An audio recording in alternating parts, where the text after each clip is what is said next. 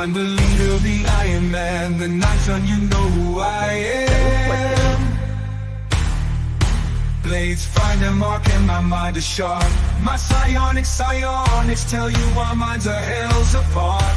Straightforward and honest, I'm no soothsayer, worth no more than 900. My destiny is ahead, never afraid to confront it. I'll keep everyone safe even if I won't make it.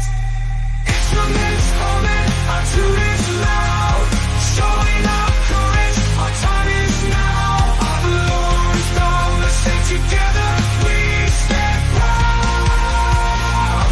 Proud.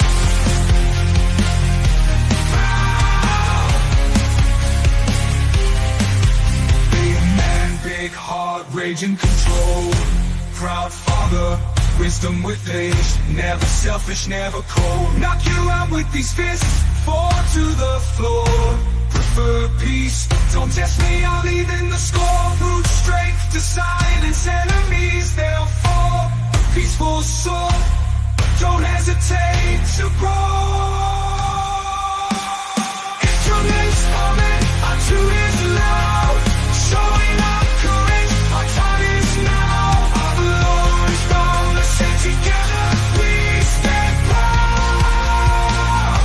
Proud.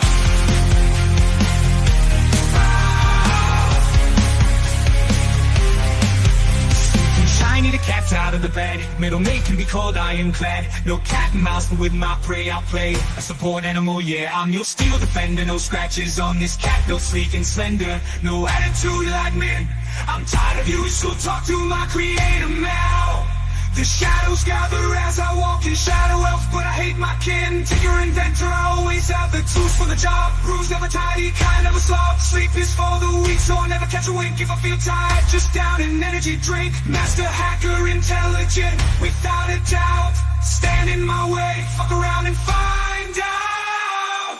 Proud. Instruments calling, our tune is loud, showing our courage, our time is now. Our Lord is boundless and together we stand proud.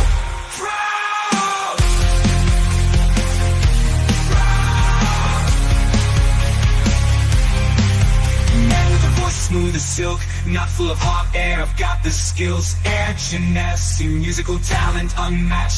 Singing sax, playing bagpipes on blast. My music sharp like a cloud of daggers, got the moves like Jagger. I ain't no slacker, objects move when I'm around. An army of animated things who can't be brought down. I'll be your test, can't withstand this tempest. Proud. Instruments humming, our tune is loud, showing our courage, our time is now. Our Lord is boundless and together we stand proud. Proud. Proud.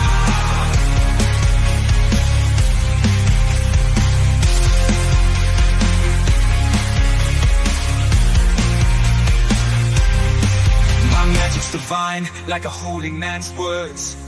I bring the fire, like soon in a church. In the kitchen or chapel, that's where I shine. I'm the heart of the party, keeping their health in line. Pocket bacon, always stocked up, ready to share. If anyone's in need, I'm quick to be there. Divine skills, prestigious and strong. I'm the body shield, they call me Aegis, it won't be long. Proud. Instruments humming, our tune is loud, showing our courage, our time is now. Our Lord is boundless and together we stand proud. Proud.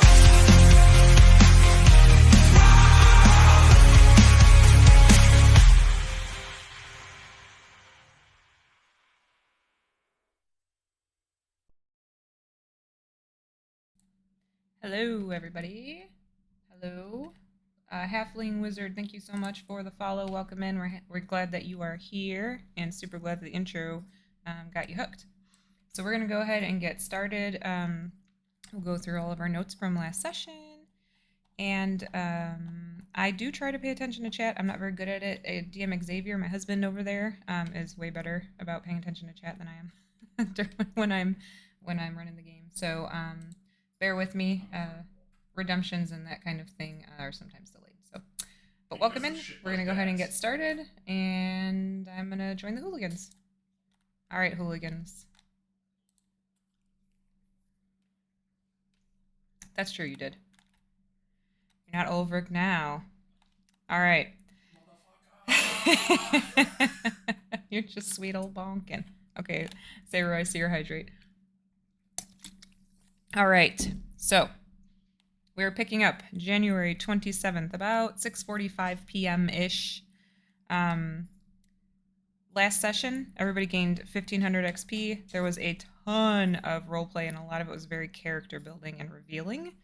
So 1500. Do you guys want me to go through totals? I don't need it. Everybody pretty confident with But me? I don't speak for everyone. Unless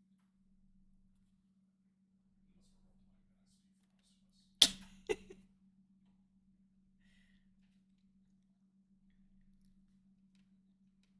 role-playing, then I speak for most of us. You decided that you guys would all be the same level as Marcus if you made it to every session, so don't you pin that on me, lady.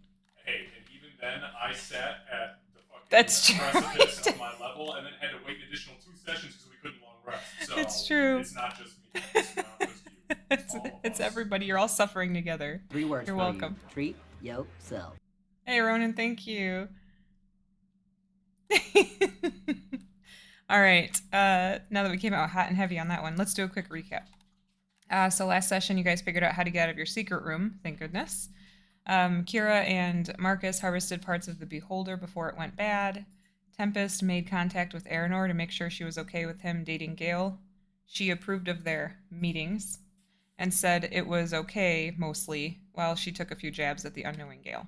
She gave her blessing and may have threatened her existence if she hurts Tempest as well. She also gave Tempest a companion named Zupul to help him or to watch him for her, or maybe both. And oh no, that's not it. This one. There you go. There's Zupul. So Zupul happily met the rest of the party. Then Aegis passed out gifts for everybody. It might have been reversed. Aegis passed out gifts for everybody. Tempest got the Deck of Wonder. Bonkin got meditation beads. Kira, and these are not the actual names of the items. Kira got a Tome of Monster Harvesting. And, oh, there it was. And Marcus got a down payment for his flails. Tempest received a gift from Gale, which was the other thingy that I had shared there. Which he did reveal was a handmade wind chime, but it also came with a note that he did not elaborate on, so I will not do that either. Bonkin made contact with Frozen Phoenix to help get them into the Underground, and she told him to meet her at 6:30 outside of Joe's Grill. Marcus started to show off his new flails, but it was met with a severe lack of enthusiasm, which doomed his spirits a little bit. I know. A very defeated Marcus decided to spend some of their waiting time at the gym, which consisted of working out on the bench on the street corner and had both positive and negative effects. Kira volunteered Marcus to fight in the cage match underground while he was gone. Zachary found a very defeated Marcus outside, and upon learning that he was downtrodden, took him to the mall to buy more sweatsuits. And to be clear, I bought 1 red, 1 blue, 2 black, and green. So now I have 6 total. And Marcus successfully bartered for those. And also introduced Marcus to chocolate malts. Then once he realized that their day trip hadn't cheered Marcus up quite as much as he'd like, he decided to mess with Bonkin, not knowing that Bonkin was the one who upset Marcus. And Bonkin ended up confused and concerned about Zachary's car. Then on the way to their meeting place, Marcus fed Zachary his dinner in the car, and it was only a little bit weird. When they got to Shut up, a growing boy's gotta eat. a driving boy's gotta eat.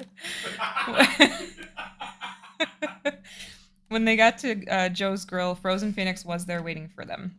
She took you guys down into the sewers through a manhole into a very specific spot where in the brick wall she drew some sigils on specific bricks and put some of her magical energy into it, causing a door to open. It was somewhat revealed that Frozen Phoenix is trying not to be seen with you guys, because if she's seen with you in the underground, all of you will be at risk at that point. So she was not going to go with you, and she did tell you that this was going to close behind you. You stepped through the makeshift doorway and found yourselves here in the very dark sewers, with Marcus completing the process of donning his armor. With all of that being said, Tempest didn't want to play. I get it. It's been a thing. Yeah. He's got another day. He's like, oh, so shit, I forgot. Okay, so do we have do we have questions or clarifications needed on anything from last session? I don't think Marcus had donned his armor yet. Not yet. He was just starting Yeah, to. I just want to make sure we're clear on that. What was that, Kira?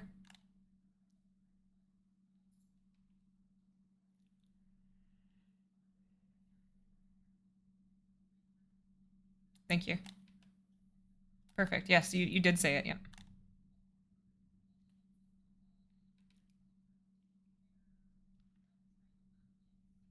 Except Tempest, who kind of hit it with his ability to hide with the cloak.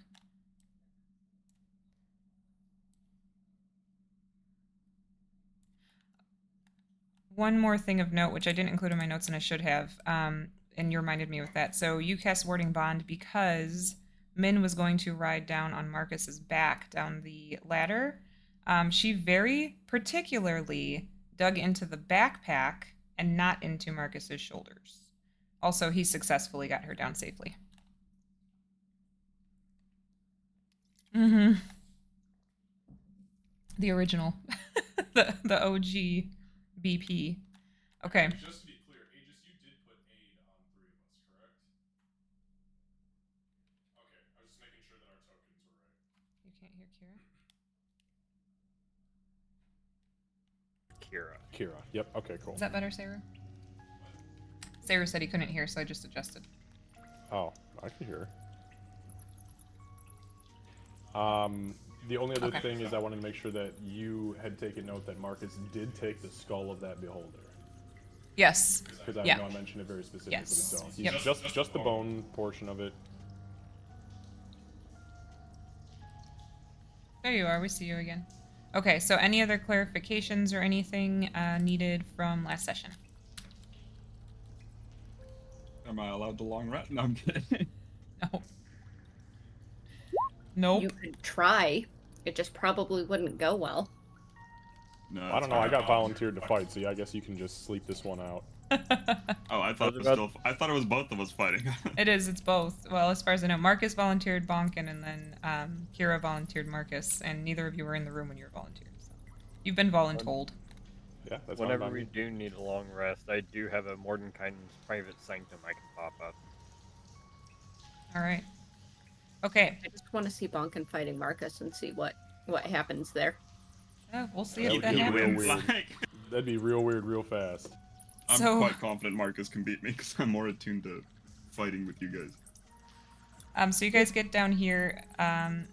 The sewers are a series of narrow, winding tunnels, as far as you can tell. You can definitely hear that there is water.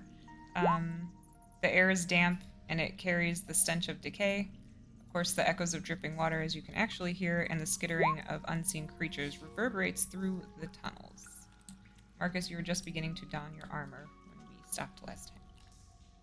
Yeah, Marcus will not continue to don his armor. He's gonna leave it off for now. He's gonna leave it in the backpack. Okay.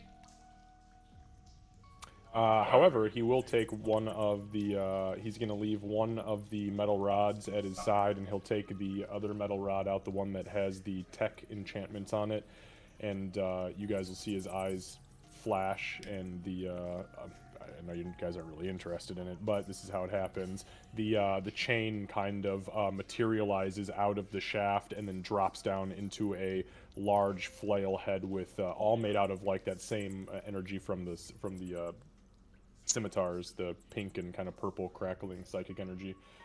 That's the one that's got the radiant enchantment on it though, so we have light, I believe it's 60 feet. Okay. I think it is. Hang on, actually, you know what? I've got it on my As I calendar. say, I think you're right. Maybe it's 30. No, it's only 30. My It's bad. 30? Okay. It's alright though. We're actually looking at it right now. I just wanted to see, is there anything else we can see in here? Because I see we've only got like 5 feet directly in front of us, and then to the east a little bit. But with the with where my radius shoots and without obviously line of sight issues. Do we Right, see yeah, I'm anything doing else line or of no? sight right now. Sure, no problem. That should be what you can see just from where everybody's at right now when you move out a Okay. little more. Okay, understood. And there is no other light source down here, correct? Correct. All right. So Marcus will look up the shaft just to see if Frozen Phoenix is still up there and or if she shuts the sewer grate. So Or you the actually, hole that was open. so the wall, yeah, so as you guys step through, she's kind of standing on the other side, not kind of, she is standing on the other side, and she, as Bonkin waves at her, she just kind of waves back, and she says, "Don't die," as the wall closes back in on itself and becomes a solid wall again. Oh. Don't die. That was... Try not to. I'll try me best. It's valid advice. Yeah. No, she said to just go east. Yes, and then told us not to die. Both things seem valid. Do we want to try and do this quietly as she lowers her voice a little bit? Marcus Might not be- finishes cinching the backpack. That's why I'm not putting that on quite yet. Smart. However, if we're going to move quietly, we are also going to need to move without being seen. And he holds the flail up. So this is going to have to go away. And there are a few I can. of us Yeah, here. you can turn that. You can turn that off for me. I can look through Zoopal's eyes. I think. Marcus looks down at Aegis. And what about you, Master Aegis? Do you want to ride on my back? I suppose that would be best, considering I can't see. I'm glad you didn't take offense to that. I was very unsure of it when I started speaking, so... To be fair, I've already had to ask Bonkin to go ahead and toss me somewhere, so That's a fair point. If I was going to be tossed, I'd want it to be by Bonkin. he's quite a strong individual. I could see you tossing me about the same height. Thanks, I guess. He looks very embarrassed. Being like right in between both of you. Well, with that being said, everybody maybe just close your eyes for a moment and I'll shut this off. I don't want anyone to become disoriented from the sudden darkness. Marcus will cover his eyes and then activate the enchantment and the flail will head vanishes into the rod. I'll go ahead and just slowly open my eyes and regain my dark vision.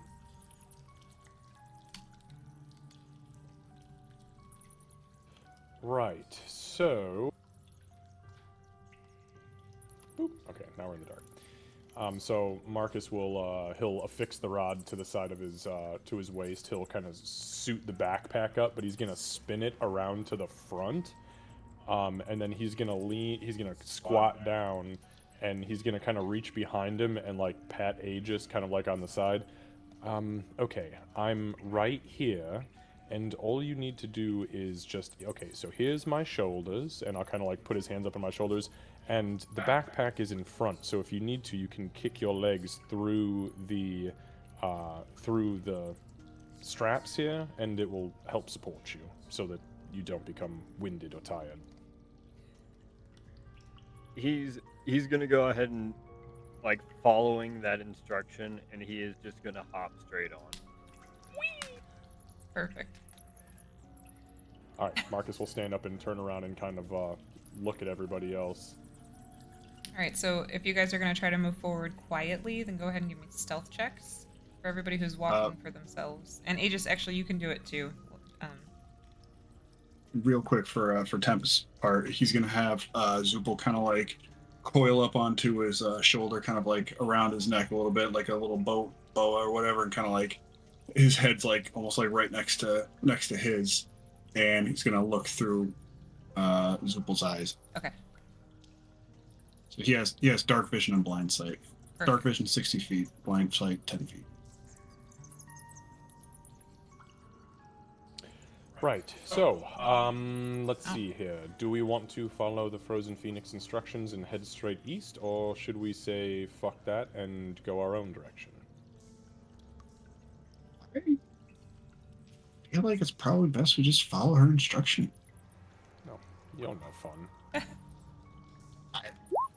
I mean, if you guys, I mean, I don't know what's down here.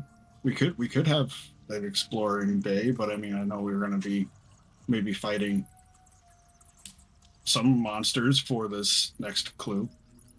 We also don't want to be late if we're trying to make it to the fight on time. Right, what time is the fight at? As everyone starts looking at their notes. Make me go through all the notes. Marcus pulls the piece of paper out of his pocket. Oh shit, 8 p.m., my bad. He turns Time is to it the now? heat. It's like... Yeah, we've got like an hour and 15 minutes. Oh yeah, then let's definitely just beeline it east.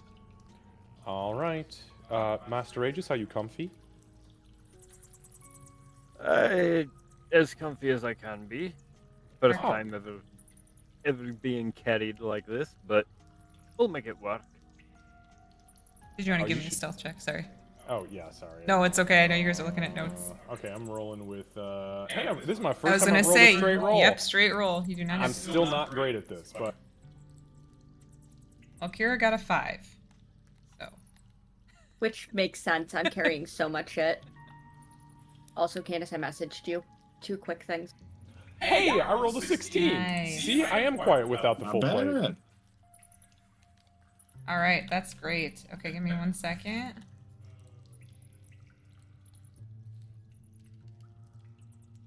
Marcus will take the lead. Lunkin will be in the back. I'll hang out behind Marcus. Kira kind of steps back for a second so she's closer to Min. As she does, I think Bunkin would be the only one to see this. Probably she looks at her phone and just makes a face and then tucks it away again. She does not look pleased. All right. You alright, Miss Kira? Yeah. Did they cancel Yeah. your delivery? I don't know. I hope not. Why would you say something like that? Do you think they would? Hey, lights out back there or we're going to be seen. I'm very quiet right now. Master Aegis, I can smell the bacon in your pocket. Can you please just feed me a piece? He actually probably would have a piece, so he'll You cut out, Aegis. he'll reach in and grab a piece of pocket bacon, pull it out, and just it's like the reach back like this, having to reach the arm way back like that, and then once he feels Marcus grab it, at that point he can't reach too much farther back, so he knows he has to just let it go, and Marcus is just gonna have to be able to take it at that point. Yeah, and Marcus is busy holding up the full plate armor in the front of his on his front rucksack, plus the little man on his back. So he just like keeps it in his mouth. You guys have done this before, right? You like pop a cheese stick in your mouth and you don't even touch it. You just use your lips. Like, Yeah. I see everybody nodding. Okay, yeah, and then I'll start walking. All right, perfect. Okay, Are these stairs here? there's stairs going down. Yep. And what the hell is this over here? It's like a little Like a doorway. There's no platform? actual door in it. But this is like a. Oh, hold on, I'm still on the reveal. So this is like a doorway or like an archway almost. There's no door in it, and then down here it just looks like a hallway that just ends. Yeah, but right here, it does look like it opens. Yes. Okay, so Hey, Marcus is gonna- Marcus. yes. She says yes. not quietly because she rolled a 5. Do you want me to, like, do we want to be careful in case it's trapped or otherwise horribly rigged? They already had a super secret wall that needed magical access. We don't know what else they've got down here.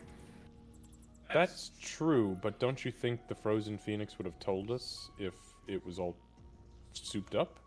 She did say don't die. Listen, Marcus stops very seriously now and turns around. If this is really our fear, then we can't trust this woman anyways, and I suggest we go the opposite direction. Fair enough. Lead on.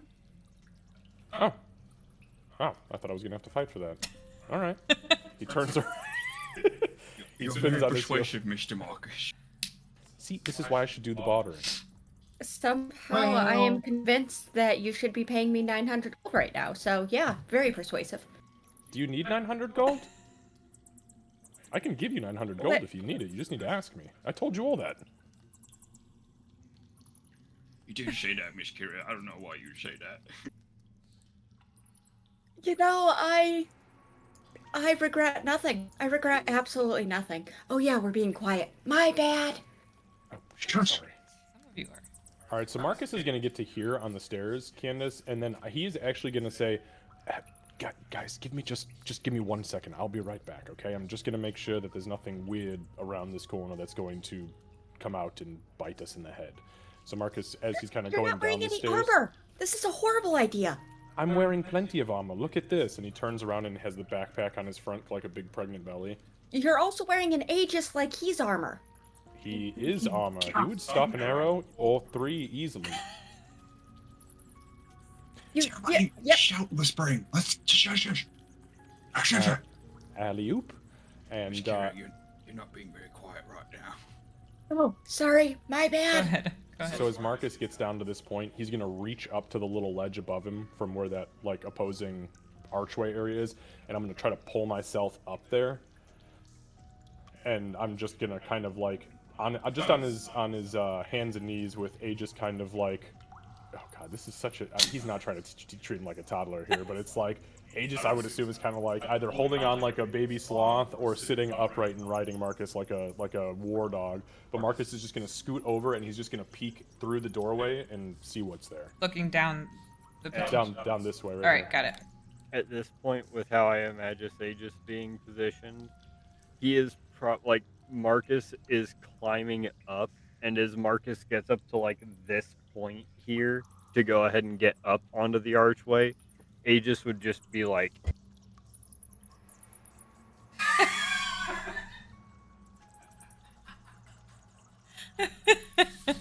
like I've already fully committed to him just being like facing the whole opposite direction. That's amazing. So you can see it is a little hallway, 5-foot hallway, and you can see that it opens up to the left and it opens up to the right, and straight ahead it dips down, and you can see that there's water there. But then across the way, it looks like it starts to. There's another platform across. You just can't quite see the far. Okay. So that's all he wanted to do. Marcus will scoot back towards the edge and he's just going to lower himself back down onto the stairs. He's going to look behind everyone and says, That's not the way. That's where the poo goes. and he's going to start walking down the stairs. Is poo down here? There's poop. This is the sewer. This is where poo goes. White pit and the poo pit? Does the sewer line go east?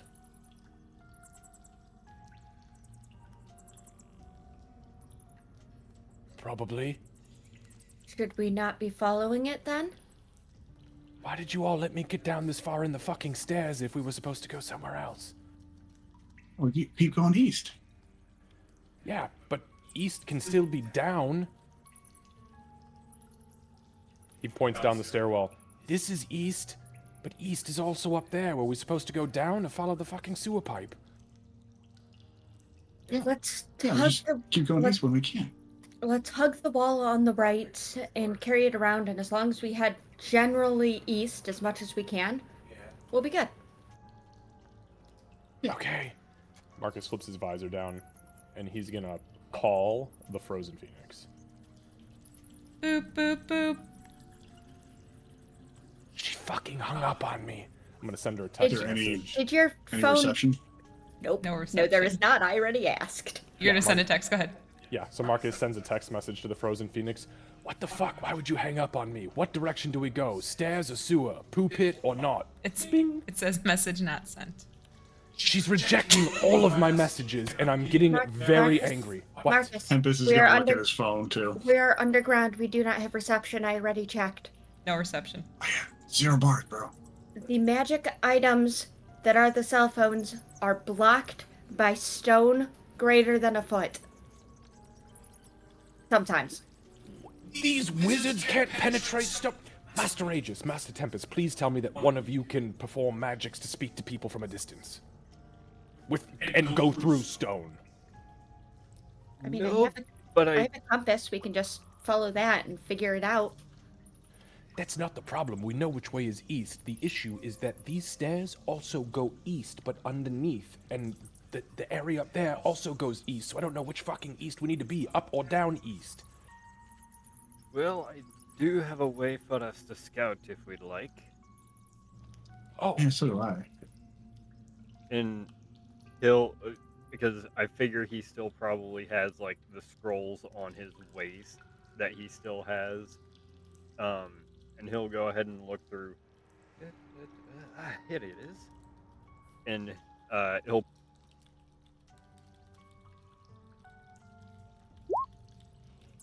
I think you cut out. He'll what? He'll go ahead and pull out the scroll of Arcane Eye. Okay.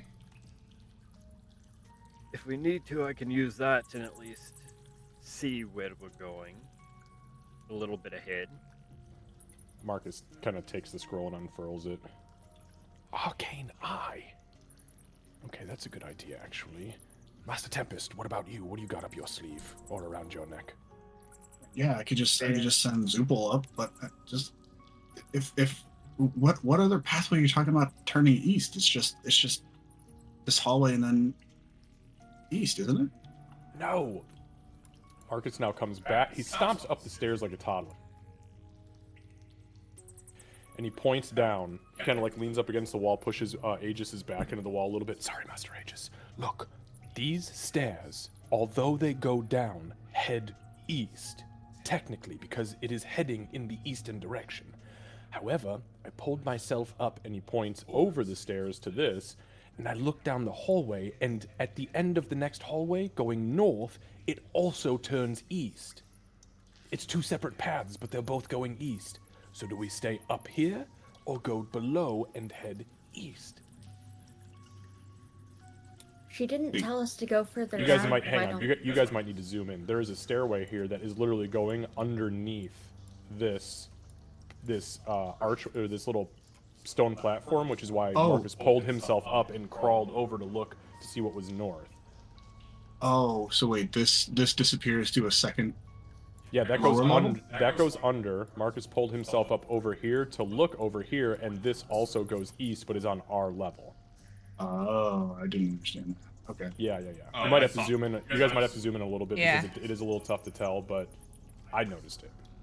I just thought it was stairs going from where we were down to the sewers. So did I, yeah. Is that what it is, Candace? No, that's not what it is, right? No, you're right. The way that you explained it, you're correct. Where you can get up here, but this is going down below. Oops, that goes down below this spot. To here. another Yeah. another level. It looks like it, yeah. Okay, I'm just making sure I had that Yeah. straight because I'm confusing myself. No, you had it straight. Okay, yeah, I can send Zubul down. I can see through his eyes, so I can send him down into the lower corridor and get him back Maybe just quickly enough. maybe just get a peek around really quick. Wait, hold on. Marcus looks at Zupul. Are you okay with this? He Tempest will says to kind of like, Zupul in common. He doesn't fucking know. yeah, Tempest will kind of like reach into Zubul's mind, like, would you mind doing this for us, Zupul? So you'd get from Zupul, sort of like a sense or a feeling of, I'm here to serve. Like, if that's what you can see him like nodding his head. Seems cool with it.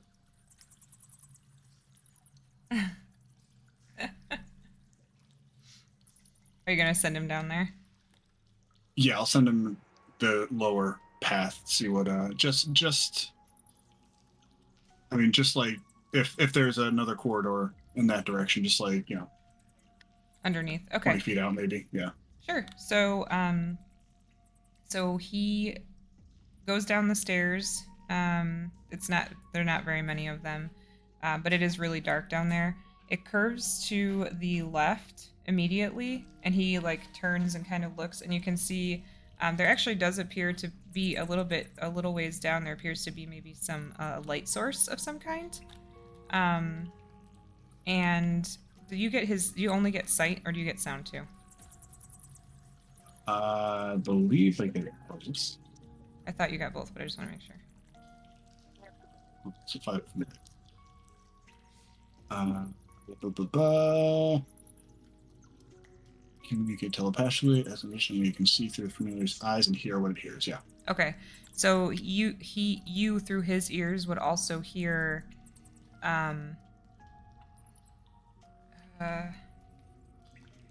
potentially talking, but it's not a language that you understand. It's kind of it sounds very gruff. He doesn't understand it, and you don't understand it. But it does. It looks like it immediately goes left, and then down a little bit, and then right. So turns left and immediately right. You said. It's an immediate left from the stairs. It goes down about 10 feet, and then there's a right, a sharp right turn where you can see there looks like there's a light source of some kind. Okay, so that's still further east, at least. So yeah, Tempest. We'll say out loud. Okay. I'm hearing voices down there. There's a light source, and the tunnel turns to the east again. It goes north and then turns east, almost immediately. So that still could be where we're going. I mean, we're expecting other people, right? What kind of light and what kind of voices? Is it like strobe light, black light, torch light, LED light? All good questions.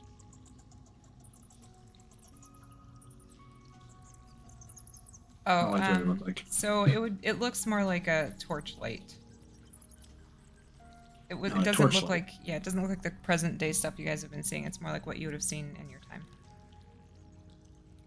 Could it be Like the- torchlight could it be or the light lantern tip? light? Like flickering, like it's not like a. Yeah. It's a flickering light, so it could be torchlight. I don't think it's lantern light. So which east do we Well- go?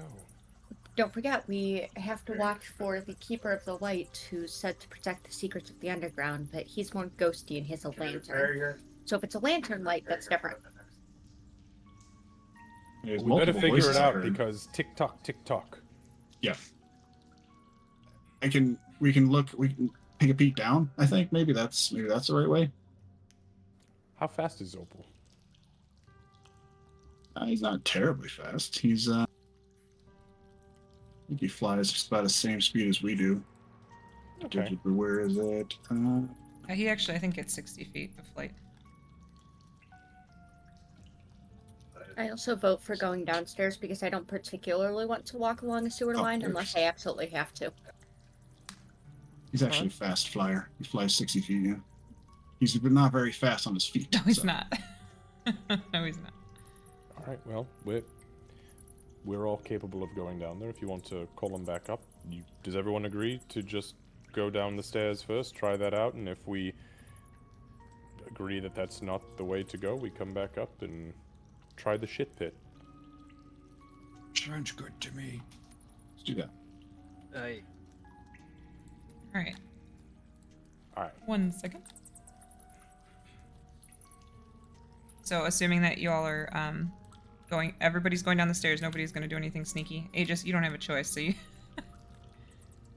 I was about to say, I'm on Marcus's back. Yeah. I'm just here for the ride wherever the hell he goes.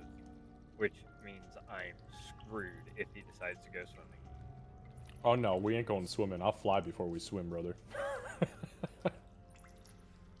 Thank goodness. I have way too many electronics for us to go swimming. I don't want to catch any fish down here. I'm good. All right. It'd Give take me me one like sec. an hour to put everything Tempest in the just doesn't bag of want to swim in the holding. poo. You guys. Yeah, I don't blame you. Hold on. Roll20 is doing weird things. Let me see. Oh, there we go.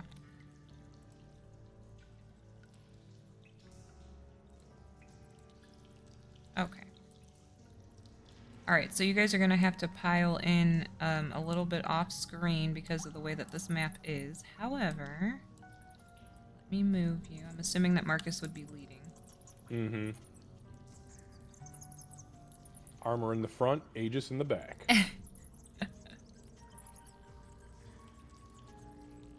There we go. Okay.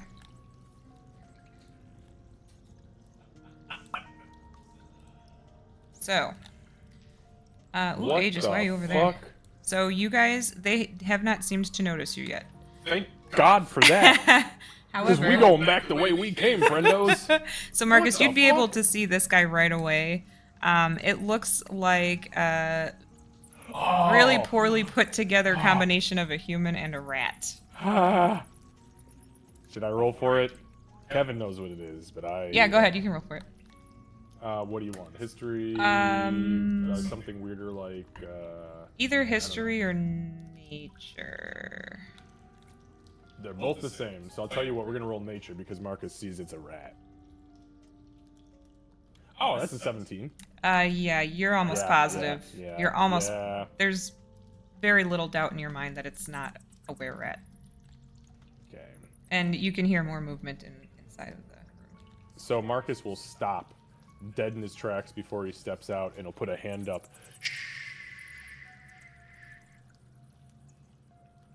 It's a fucking rat. A big one. That's walking around on 2 legs. Is it talking to? It's not talking. Well, I guess all rats can talk if they chitter loud enough. But I don't know what it's saying. Wait a minute. Do I know what it's saying? I happen to speak Undercommon. Is it speaking Undercommon? Okay, yeah. So actually, this one's not speaking, but there is something in here that is kind of yelling out orders in Undercommon. I hate it so much, man. Why did I take Undercommon? I don't know. It's saying it's it's being really nasty with them, like insulting them and telling them like, you know, get on your post. Why aren't you on your post? You over there. Were you the stupidest one? How did you even get down here? I know I didn't create you. Okay, listen to me. There's something else in there. One of their leaders. And it's talking. And I can understand what he's saying. He's a real prick. He's being so mean to all the other little ones. I assume he's big because his voice is really angry and deep. Kind of charming in a way. But anyways, that's not what I'm getting at. My point is, Master Aegis, I'm going to set you down right here. And I'm going to take just a little tiny step forward. And I'm going to try something, since we're very, very well, expertly, some may say, hidden. Just bear with me a moment. If the shit hits the fan, we may have to fight them because were creatures are not known for their good temperament. Oh, also, don't get bit or you're fucked. And Marcus will take a couple steps forward. Okay. Quiet steps. He's moving. He's just gonna tiptoe just until I can see that one again. The one that I had seen initially. Okay. So. I'm going to press into its mind with telepathy, with telepathic speech. Mm-hmm. And I'm going to open the network between the two of us, and then I'm going to take a step back, because all I have to do is see it to open the network, and then I'm going to hide myself again. Okay. And then I'm going to speak to it in Undercommon. I'm not going to try to mask my voice or anything funky like that. I'm just going to speak to it in Undercommon, since I know it's being spoken to in Undercommon. Mm-hmm. And Marcus is going to say, "You can take him if you tried hard enough. There is strength in numbers. You and your friends could easily take him. You know you don't deserve the way you're being spoken to. You are not idiots. You are not dumb. You are not weak. There is strength in numbers." Roll a persuasion check. I am not good at these. It might be more rat than were. We'll just have to see. Do I know what you're doing, or this is, you just said like I have an idea and then just went quiet for a moment? Yeah, so he said, "I got an idea," took a step forward, kind of peeked out. You would have probably seen just the pink kind of gloss, because it's fucking dark down here. You would have probably seen the pink flash, and then he moved back kind of against the wall and closed his eyes. And I mean, that's up to Candace if you know what I was doing, but Marcus doesn't fucking hide what he's doing. I can't It's pretty imagine. obvious. Yeah, I couldn't imagine. I know exactly what you're doing based on that. I think you'd have an idea that he's doing something with his telekinetic abilities, but you're not quite sure what. And it's Marcus, so you never know. All right, Really don't. here we go. I am going to burn my DM inspiration to see if I can do better than that. Okay. Thank God for that. I'll take the 15. Weak-minded fool. I'm So actually going to, I can tell he's doing something. I'm not entirely sure what, but she's just going to, there's a little shadow that just reaches out. It's kind of, I don't know how to describe this one because it's all telepathic. He's got his eyes closed specifically, but Flash a Genius to take that up to an 18 for it. So Okay. the shadows, even though no one else, well, even though Marcus isn't going to see it, the shadows around Marcus deepen for just a moment. The light kind of recedes away from him. all right, so Marcus, you I'm you keeping the connection open. I'm listening. okay, you give your speech to this thing. You feel like it's almost weird. You feel like because when you open the network, you have kind of like the pink swirling.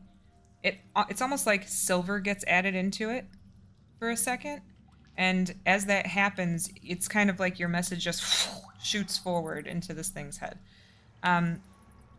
It takes a second, and then you hear, you're right. And then all of a sudden, you hear similar voices like that saying, you're right. You're right. Marcus is going to continue to whisper the words, strength in numbers, strength in numbers, strength in numbers. And then he's going to look over to everybody and goes, stay really quiet and just wait for everything to die down in there, okay? Just trust me. I'll explain it afterwards, I swear. Just shh. So, Marcus, you would see the one that you had seen and talked to moves out of your line of vision, but you can hear the voices of these guys chanting, and they're starting to say strength in numbers, and then they start saying it out loud, and they close in on this guy in the middle. Are they speaking Undercommon out loud? Or are They're they speaking Undercommon out loud, and they're saying strength in numbers, and then you can hear this guy saying, "No, wait, what? What are you doing? What are you doing? These weren't my orders." And they start attacking him. Are you guys going to jump in on the fight, or would you like to sake of brevity and have me roll to see what happens? Marcus ain't moving Not jumping in the middle of that. until it gets quiet one way or the other. Marcus ain't fucking. All right, moving. hold on Listen, second. if I got a cage fight, I cannot fight rats right now. I spent 2 hours preparing for today. I'm so sorry. No, it's okay. Fucked it This all is the up. only thing I didn't plan for. I swear to God, I even told Kevin after, I'm like, dude, I tried to plan for everything you guys could throw at me. No, you didn't fuck it up. This is amazing. Hold on. Hold on 1 second. Alright, Mr. Marcus, I trust you. Good luck. That's about it. This magic gets really loud and terrifying in there. In a You few guys, moments. you can hear gnashing, you can hear tearing of fur and flesh, and you can hear they keep chanting strength in numbers as they're fighting. You can hear a couple of the smaller bodies fall, but after it doesn't take long. You guys know how combat goes. After maybe a minute and a half, it goes silent except for a slight whisper of strength in numbers. And you'd no longer hear the loud voice, the deeper voice. So Marcus will put his hand up again. He's gonna tap his ear to the group, and he's gonna take a step forward and just peek. All I'm doing is I'm trying to catch an image of something that I can connect to. You're just peeking, like stepping Yeah, out. just peeking out enough to Yeah, see if I can see you'd be able to another- see this guy, which was the one that you originally connected with. Perfect. So I'm going to reopen the connection because my connection only lasts a minute. So I'm going to reopen the connection, step back into the shadows, and then I'm going to say, "You're free. Well done. You are their leader now. Take to the sewers in peace, and bring its corpse with you. Strength in numbers, brother." So he'll, after you're done, he'll say out loud in Undercommon to the other remaining were-rats, I'm the leader now. We don't have to stay here anymore. And they will grab these 3 up front here are going to grab the big body, and this guy's going to drag the 2 other bodies behind. And they do, they actually, it's kind of like awkward because they have to go up the stairs and around, but then they do end up going down that direction. Yeah. So as Okay. they, oh, sorry, go ahead.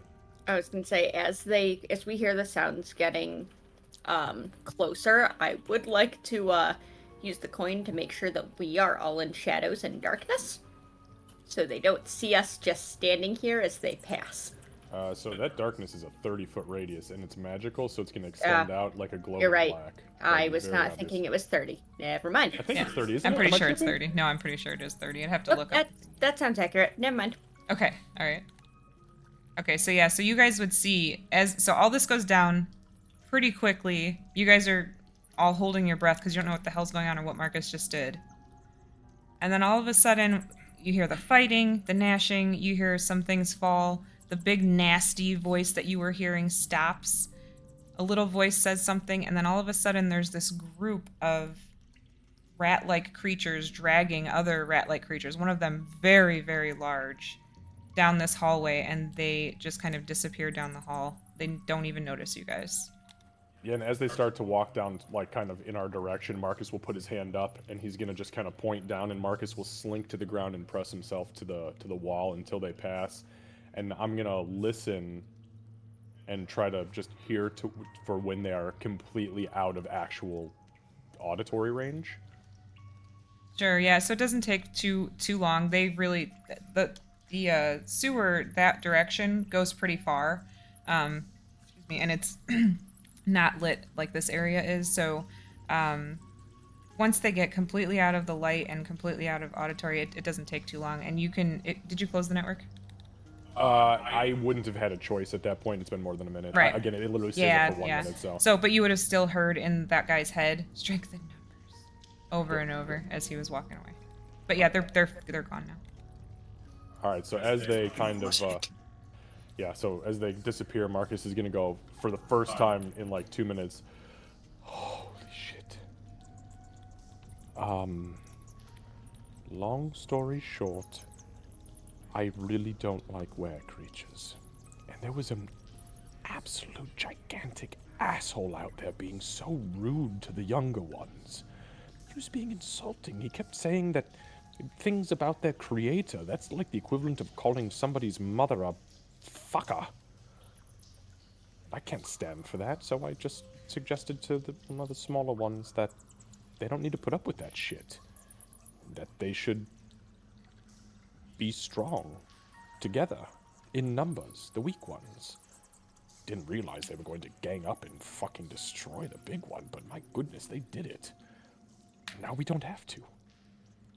Did I fuck up? I don't In- think so. Like you did the right I thing. think so. Yeah, just by the look of that big nasty one, yeah, probably is the right thing. Thank I guess we'll find out in the future. You're probably right about that. I think they're gone now. So we could probably stop moving again. The problem is, it looks like we may have hit a dead end. It looks like to the east, there's like a big bowl here.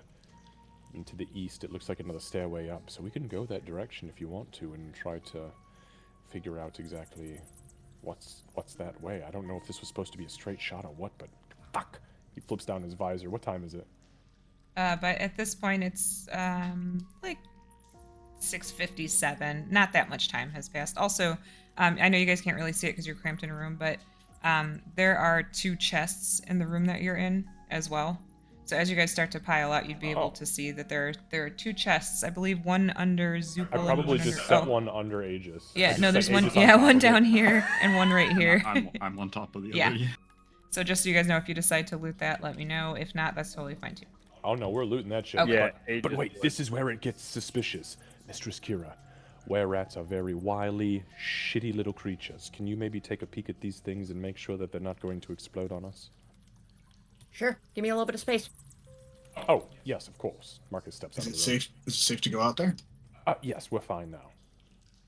He says with total confidence and absolute unassuredness.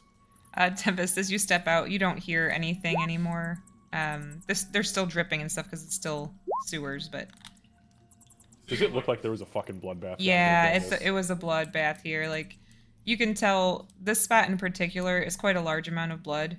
And then there are 2 spots over here, and then there's like some drag marks going this way of blood. Well, actually, no, excuse me, up here of blood where they had to drag them like around.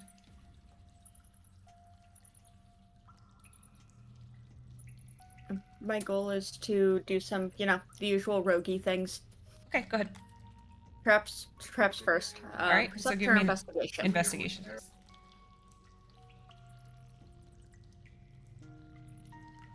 You're fairly certain there aren't any traps on it. Yep. Is it locked? It's not. No. Hey, she's confident. So, she's gonna open the chest. Okay, so roll. No, I'm just kidding. So you open the chest. There's a lot of coin in there. Blink. Well, okay. Leaves it open. Steps. Yep. Yep. She steps over to the other one. Okay, investigation. Yep. Yeah, you're certain. There's no way that this one's trapped. The other one wasn't trapped, so this one definitely isn't. I'm the best at this. Did so many good rogue things today. Is it locked? It is. This one is locked. Okay, we're gonna try and make it unlocked. Oh, that was pretty good. Go ahead. If you have trouble, I have a magical key. Let me know. I have 3 of them. Yeah, maybe. We'll see. 1 second. She fumbles with it because that's only a 5 on the die. But yeah, she can hack and crack, like, yeah. Okay. 16. Yes. So yeah, you do manage to unlock it, and when you open it up, there's actually a bunch of gems in this one. One of which is a pretty sizable diamond. There's a lot of things. Can I just put them in the bag and we deal with it later? Sure thing. And then you hear sliding across the stone floor is the backpack with all of Marcus's armor in it. Can I pick up Load it up. Can I pick up any of these chests with any ease or difficulty, or No, do I fit into the bag of holding? No, they're pretty heavy. But Marcus just Okay. brought the backpack over. I think. I was too, so it's gonna. not just you. I'm gonna bag of holding vacuum. Just throw it on the bag. Deal with it later. Okay. I got it. You can take that. That's loud and heavy. Yes, I understand. That's the point. Listen, when I put my armor on, I'm going to need something in the bag to counter the balance of the weight on my body. Put it in my bag, please. Okay. Then she'll stop. Or Master Aegis is gonna have to climb in my fucking backpack and fight for my rear. She'll whatever she had started to do, she'll stop and it'll all go into the backpack. Okay. Even though it won't all fit. And whatever doesn't fit is going to go in the bag of holding. I was gonna say, if it does overflow, obviously Marcus will leave it alone, but Yeah, so it's quite a bit of coin, and it's quite a lot of gems. Hold on, let me. I don't think you should have to necessarily put anything. 1 second. Also, you gave up your boots of not being encumbered, so this will be interesting. oh, he's very strong. He's very strong. He is nowhere. He carries like Okay. 22 pounds on him at all times. That includes Yeah. his armor. The only thing We're that not I really. But yeah, he carries all of his armor and is still currently carrying an Aegis. Yeah, right. The only thing that probably wouldn't fit into the backpack with all the armor and stuff is the item that's pretty big, which is a pretty sizable diamond. You just can't really get that to fit, so we can put that in the bag of holding, but the rest of the stuff should be able to go in there. Because it's all coins and smaller gems, so they can just kind of fall in place. I'll throw the diamond in the bag for now. It'll end up going to Aegis later, Yeah, inevitably. Aegis, can you give me an intelligence check really fast, just as you glance at that diamond getting handed over? Just straight intelligence. Actually, you could do investigation. That is a straight intelligence. Look at this. He's on top of that shit.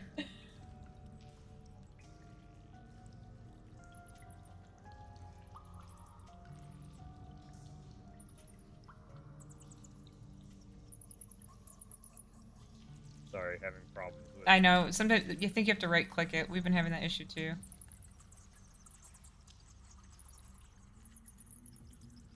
Yeah, I right click it and I can see everything now. Uh-huh.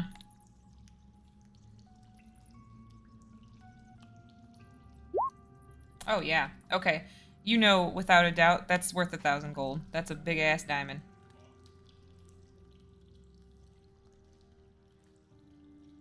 And that was the DC, by the Noted. way, so well done.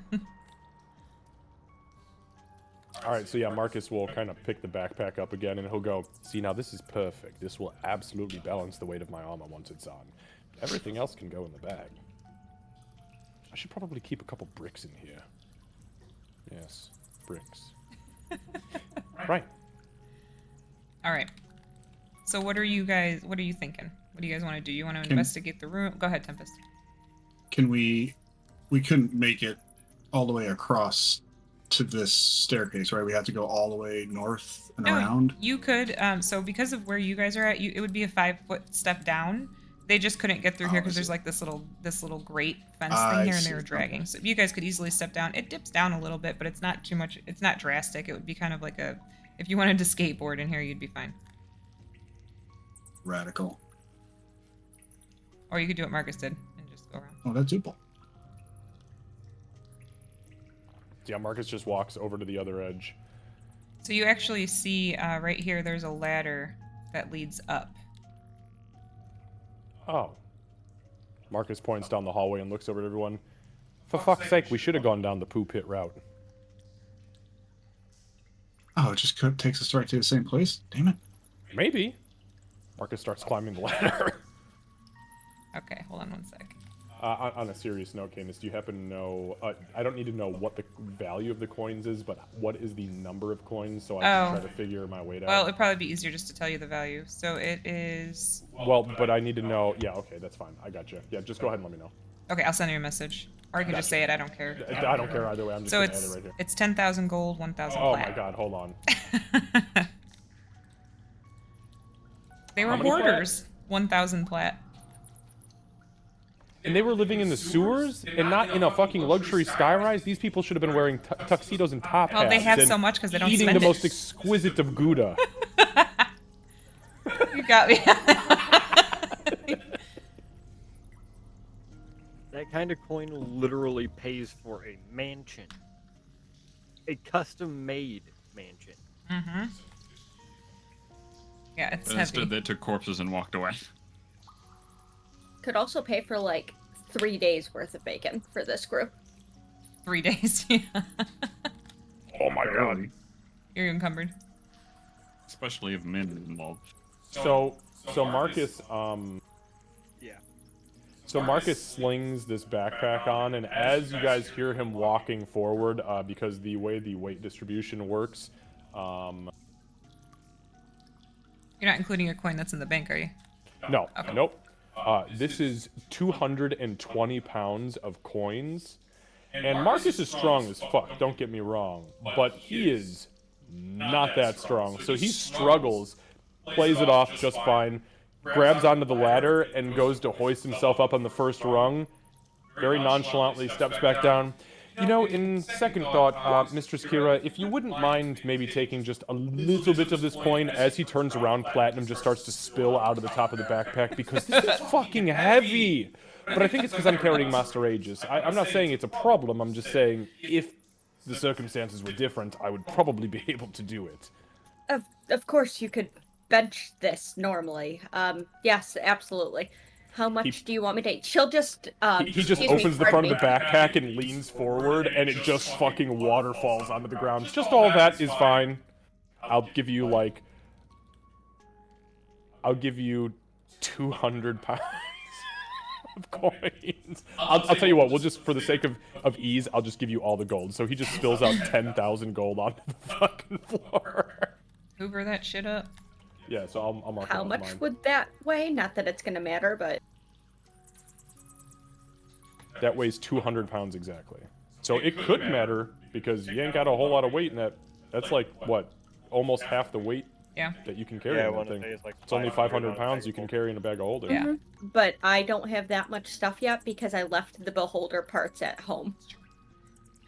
That's fair. Okay, so you've got yes, you've got 10,000 gold in there, and I'll carry the plat for now. That's fine. Yep, we're at, for the record, we are currently at 270.5 pounds of 500 in the bag of holding. Mostly because it's just my backpack. On that note, Candace, that was a 1,000 gold piece diamond. How much does that fucking thing weigh? That's a good question. Hold on a second. Oh, I didn't put a weight on that one. That's fair. I just put the value. That thing's got to be as big as a fist. Yeah, it's big. Oh, maybe not. I guess I don't know what values look like in your realm. It's In this economy? Like a good softball size, though. yeah, it's a softball size. It's a pound though. It's yeah, good, it's good. a pound. Just based on the math thing I just did. Marcus kind of stretches forward with Aegis still on his back, like his head kind of dips forward, and he just cracks his back. You feel Aegis, all of the vertebrae up his back crack, and he goes, "Oh, that's so much better." All right, thank you. Straps the backpack. Now, where were we? And now I'll climb the ladder. Okay, got it. Is it open at the top, or is there a hatch, or? So it's open. It looks like it opens up into it's very dark, but it looks like it opens up into a room. Like as you're getting closer, you can see you're gonna step up and over. Okay, so he's just gonna peek his head out first, just kind of like at eye level, and look around and make sure we're not about to get, I don't know, eaten by Something. were slugs or No, were there's sloths. Where there's slugs? No nothing. thanks. Were sounds slugs horrible. sounds terrible. No, so Why couldn't I have been a tiger? so you actually you see when you like peek up and over, it looks like there's almost like barn doors.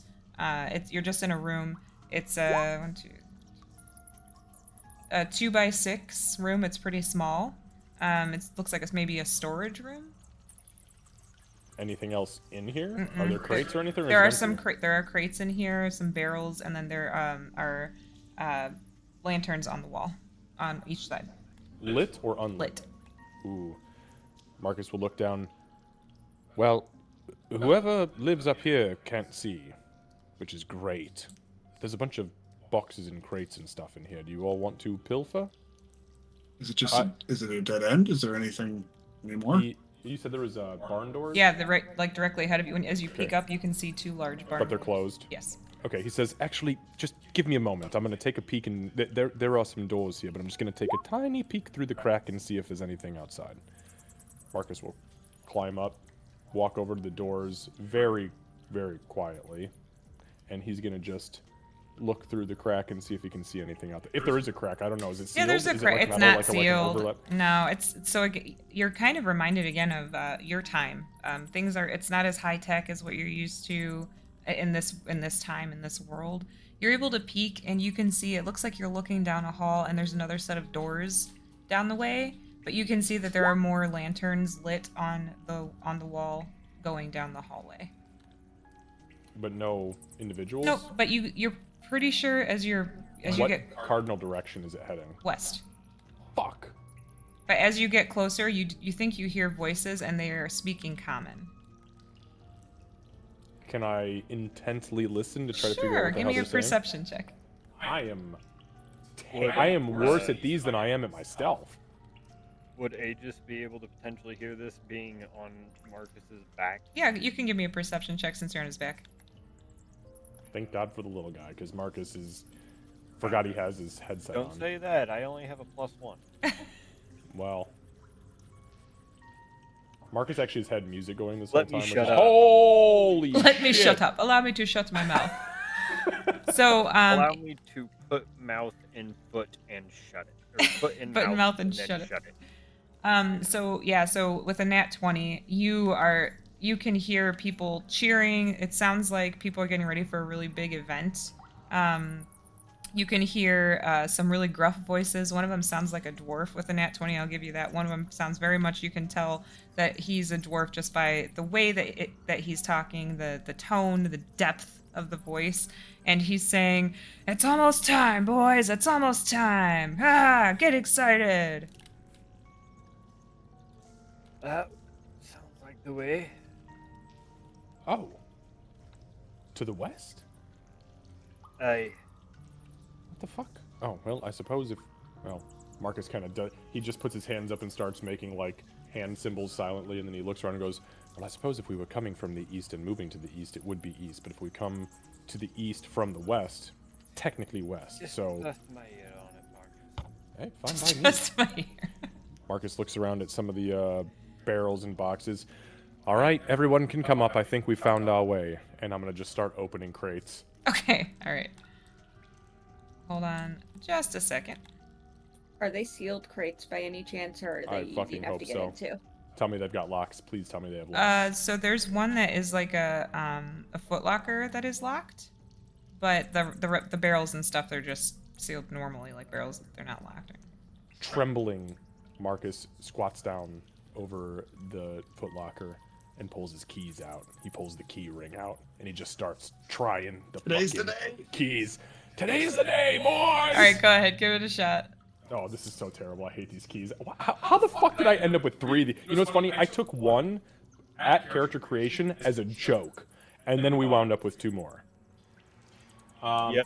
Thanks for okay. you taking that. It was first- destiny for you to get them. I swear to God, they're gonna save us one day. This key is gonna open up a crate of moldy bread. I hope so. I hope so. Okay, Candace, I am going to call on the first key. I'm going to call low, so 1 to 5 is my success. Okay. Nope, that's an 82. Fuck. I'll call low again on the second one. Okay. 1 to 5 is my success. Son of a bitch. Oh, God, it's got 64. lower. I'm going to call high on the second one. 95 to 100 is my success. Yeah, for fuck's sake. Mistress Kira, I've got to stop collecting keys. The problem is they belong to something. I just don't know what. Would you mind breaking this thing open before I throw it through those fucking doors? Are we sure we want to open things? We don't know if they belong to anyone important down here. I don't give a fuck. Marcus stops himself. I do give a little bit of a fuck. But open the crate. Yeah, but I still have lockpicks. She's gonna slip past. Excuse me, pardon me. Oh, just gonna skip from past you. She's gonna get up the ladder.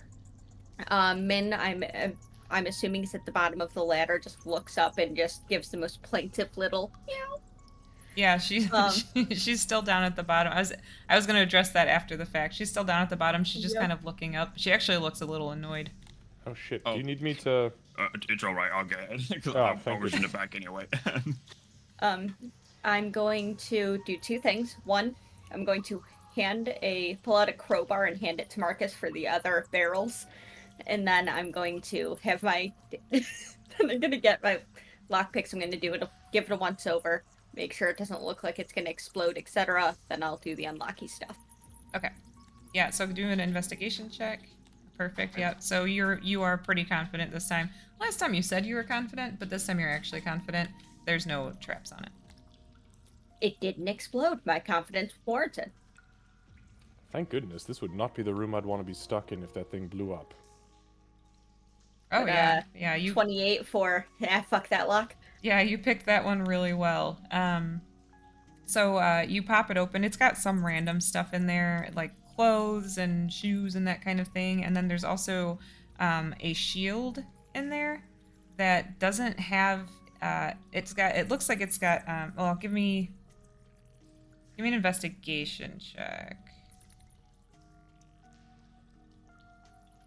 No. So it's got markings all around the outside of it. You're not entirely sure what they are, and there's no handle. Like on a shield, you know how you have the arm handle and the hand. There's no handles on the shield. If we can take a minute, I can figure out what this is, but I don't want to. No, fuck it, put it in the bag. We don't have time. Marcus We looks on don't- his visor. What time is it? Yeah, so your time would still be working. It is at this point 7:15 or so. Shit, we've barely got 45 minutes to get ourselves set. We haven't even talked to these people yet. Yeah, but we also don't know if we are about to steal something from someone who's in these matches. All right, that's fine. Put it in my bag. I'll steal it from someone who's in these matches if it comes down to it. And I'll tell you what, if somebody listen, if somebody gets upset and says out loud, I'm missing my shield, it's blah, blah, blah, blah, blah, whatever it happens to be, and they can identify it successfully, we can say, the were-rats took it. Lucky for us, we found it. Here you are. And we'll give it right back. Keep it in my bag, that way it doesn't look like we were trying to steal it. It's very obvious. So she's I going kind of like to. that idea. She's going to shrug, put the shield in Marcus's backpack, and then she's going to relock the lock. How much does this shield weigh? It would just be. It'd be a typical shield weight, so I think it's what, like 4 pounds? Hold on. Oh, the horror! No, I'm just kidding. It's not that bad. I'm still good. Let me make But sure it's, I'm but right. it's getting awfully fucking close. I'm Oh, laughing sorry, at it's the 6. thought. 6 pounds. Okay. I'm laughing at the thought of this shield-shaped like bulge in the backpack. That's definitely so subtle. It's a big ass backpack, but he's also yeah. Yeah, it's like a military rucksack Yeah. essentially because it's holding full plate armor as well. So, the shield, you said there was something weird about it. It didn't have anything doesn't on have the a back of it, handle. like no grip. No grip and no arm. What is it made out of? Metal or wood? It is made out of metal. Bonkin, yeah, you scale the ladder with Min with no issue. You're like, oh, sorry about that, Min, and you pick her up and bring her upstairs. Stop it. Does Marcus have any idea what the fuck this thing is? Does he understand? You said there was markings on Yeah, it? give- Are they runes or? Give me an investigation check.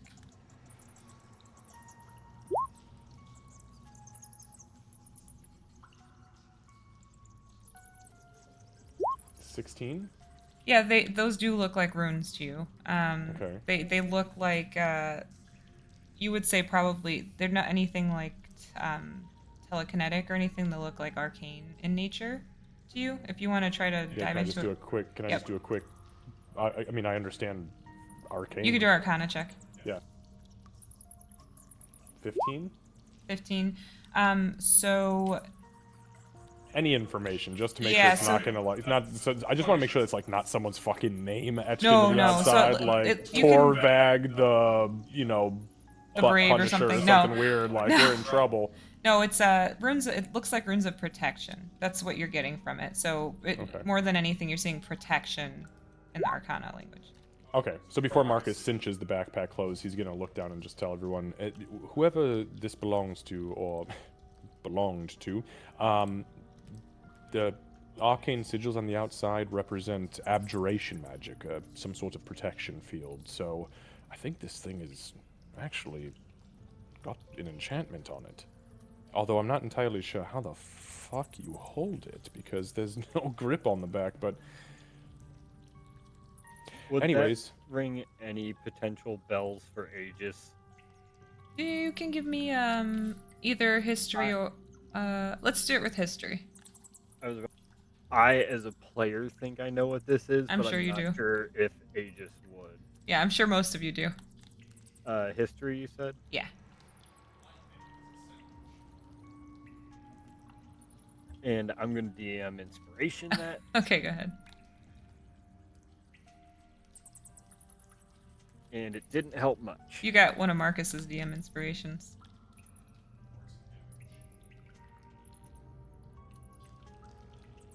So, yeah, Aegis, it doesn't really ring bells for you. You feel, I mean, obviously the handles were left off on purpose. You're not entirely sure why, but your curiosity is definitely piqued now. That's definitely something we're going to want to look at when we have some more time, though. Marcus reaches back and pats on Aegis' shoulder. And if it doesn't belong to anybody, Master Aegis, and then he nods very aggressively at Bonkin. Oh, I mean, you'll You- be heavier you than I would've- thought. You would have reached up to pat Aegis and realized he was gone. Oh, fuck. He's hopped off of your back the moment that he started realizing you went full on crowbar on barrels. Oh, yeah, like Marcus like ducks and peeks under his legs, and he goes, Master Aegis, my goodness, wow, you are very light. I don't mean that as an insult. I didn't even realize you'd left my back. Well, I mean, what, probably about 35 pounds. I'm a little So- on the light side. Very specific number. All right, so and then Marcus digs his fucking crowbar into the barrel and pops it up. Okay, yeah, so you pop it open. There's in one of them there's grain, and another one there's rice. It's just storage of like it looks like food. It still looks Oh. fresh though. It doesn't look moldy. Bonkin kind of stacks the lids. I mean Marcus. Did I say Bonkin? I'm trying to blame everything on Bonkin because I'm just so mad that he called me out for stealing. So Marcus will stack the lids and he looks at the group and he says, so this looks like food stores to me. I think there might be people actually living down here, and I'm not just talking about the were-rats. So I assumed it would all belong to the were-rats. I mean, this is right above their little bowl. that's fair. Maybe it did belong to the were-rats. Who am I to say? This is a pretty easy access straight up here, so possibly. But There we don't is need a grains, do we, Master Aegis? Not that I can think of. It would be terrible to take food out of the mouths of those who need it when we are so well taken care of where we live. But we'll maybe keep the shield. Aegis, at the mention of that, will start looking into these barrels. Does any of it look like it's starting to go bad, maybe? Give me a survival check.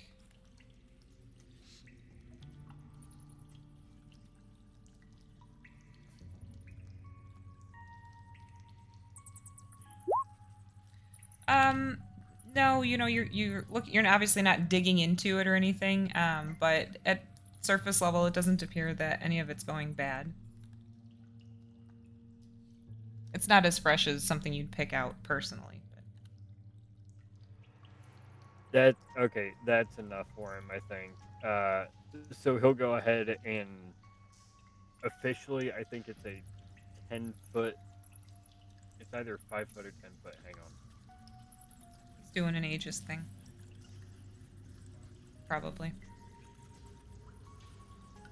5 foot radius space. So I'm gonna go ahead and do purify food and drink. Okay, yeah, and all three of these barrels over here, when you look at them again, when you look in there, now you would. This is something you would buy at the store now. So do we see Yeah, you that's actively a good cast thing. a spell over it? You would see him actively cast a spell, but you would have realized this was different from his normal sorcery. This was more like when he's brought out the unseen servant. Okay. Yeah, Marcus would kind of like grab onto the barrels and look down. Shit, Master Aegis, did you just poison their grain? I purified it. Oh, fuck, thank goodness. I'm sorry. We were talking about the grain and us eating well and them not, and I thought this was out of spite because they're eating like shit. No, God, no. Ah, yes. You gave me a bit of a scare there, Mr. Mark. Me too, you think? What did you... I just watched him cast magic on their food. What do you think? Look, okay, sorry. I'm maybe in a little bit of a dark place, okay? I've done some bad things today. I'm Yeah, not seriously. very proud Wow. of. You went real dark on that one. I can't I believe would none of never you imagine didn't Master think that. Aegis would do that. Oh. But we all have to remind Master Marcus about putting a gun to somebody's head and threatening to paint the walls with their brain. Did you And do we that? will continue to do so. I have done many a things in my existence, Master Bonkin. That is actually not one of them, but I have threatened somebody with a gun. Ironically enough, it was the same person who brought us down here. Oh, fuck, she wants us dead. Well, I think we're okay for now. Also, you scared me more that night than I think you scared her. You were staring straight at me and I thought I did something wrong. It's true, you didn't look at her the whole time. Oh, that's right.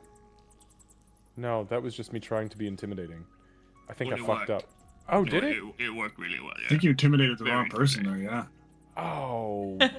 Oh, Master Bonkin, were you afraid of me? Did you think I was going to hurt you? No, I thought I did something wrong, because you was very smart, so... Oh. Oh, yeah, well, I am... Yeah, okay, well, anyways, can I put these lids back on here, Master Aegis? I'm sorry, since you've purified. Yes. You can definitely now. Marcus will set him back into place and just kind of hit him with the back with the curved end of the crowbar and kind of tap him back into place. Okay. Yeah, and you feel like you seal them pretty well. Okay. Aegis will look back up though, just kind of a little reassuringly to him, just be like, to be fair, if I wanted to do what you were thinking, I would have just used Wither and Bloom.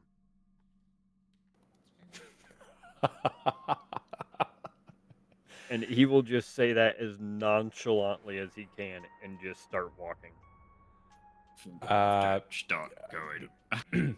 Master Aegis. Aye. Upsies? I'll be fine from here. Fair enough. Marcus swings his backpack back over onto his back, and he hands the crowbar to Kira. Kira will take it and tuck it away again into the bag folding. Marcus will look back at Tempest, and he'll kind of squint and say, "How is Zupel doing with all this? Is it he, she, they? Pretty sure it's a he. He. Is Right. he doing okay?" And yeah, Tempest will kind of poke into his mind again. You doing good, little buddy? Doing all right? You just see like smiley face emojis floating.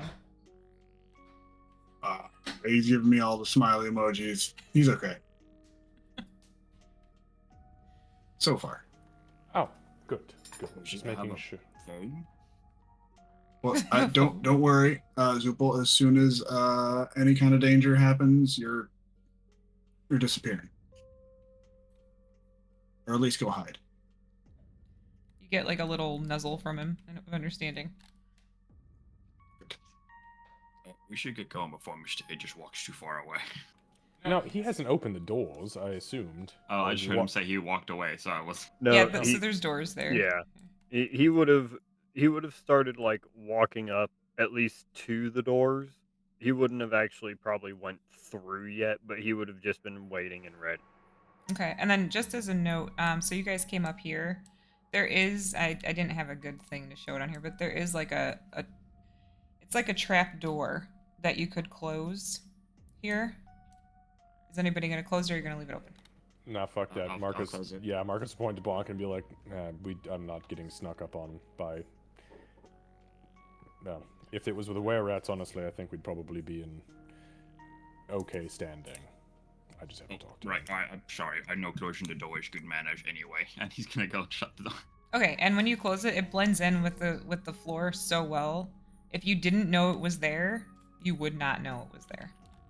We don't like how this thing is looking like it's not here. It's very simple. That, Master Bonkin, is called subterfuge. Sneakiness. Why did you have to simplify such a beautiful That word? was centrifuge.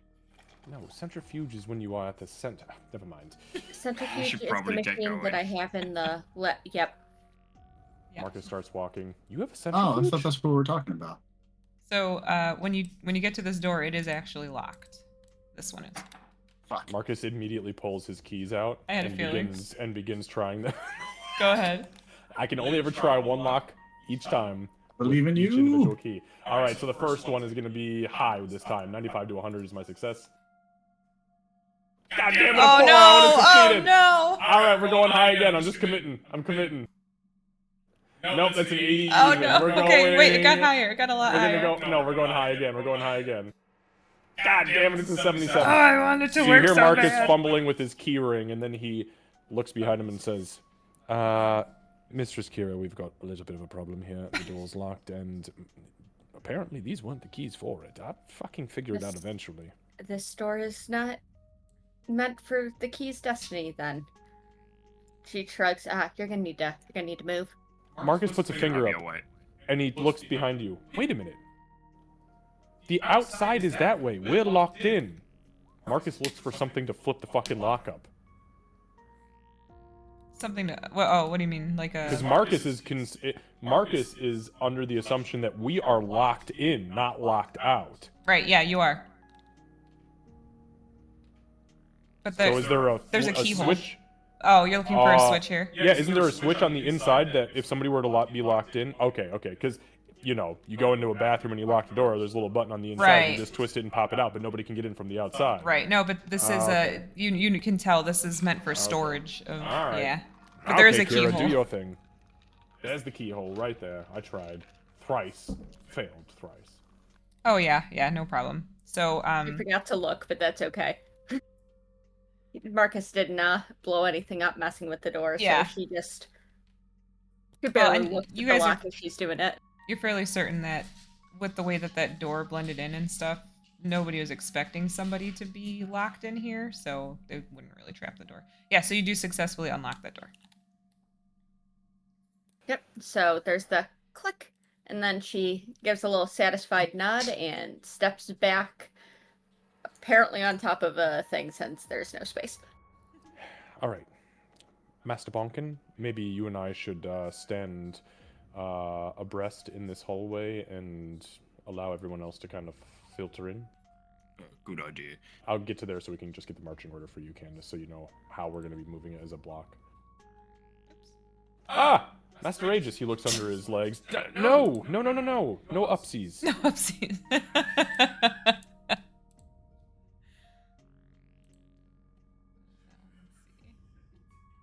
You scared him away. I know, he just smiled as his cameras are whoop. No, he's going to take care of camera real quick. Nope. Yeah, I know. Tempest, would you mind if we switched spots? Sure. Then I can have him in here. Perfect. Okay. Thank you. So as you guys are getting out into this hallway, you can start to hear the crowd. It sounds like a lot of people. You have crowd ambiance. Look at you. Okay, so Marcus, yeah, we get up to the four-way split here, and Marcus is gonna look down, kind of point and bonk in the direction his head should be, which is to the north.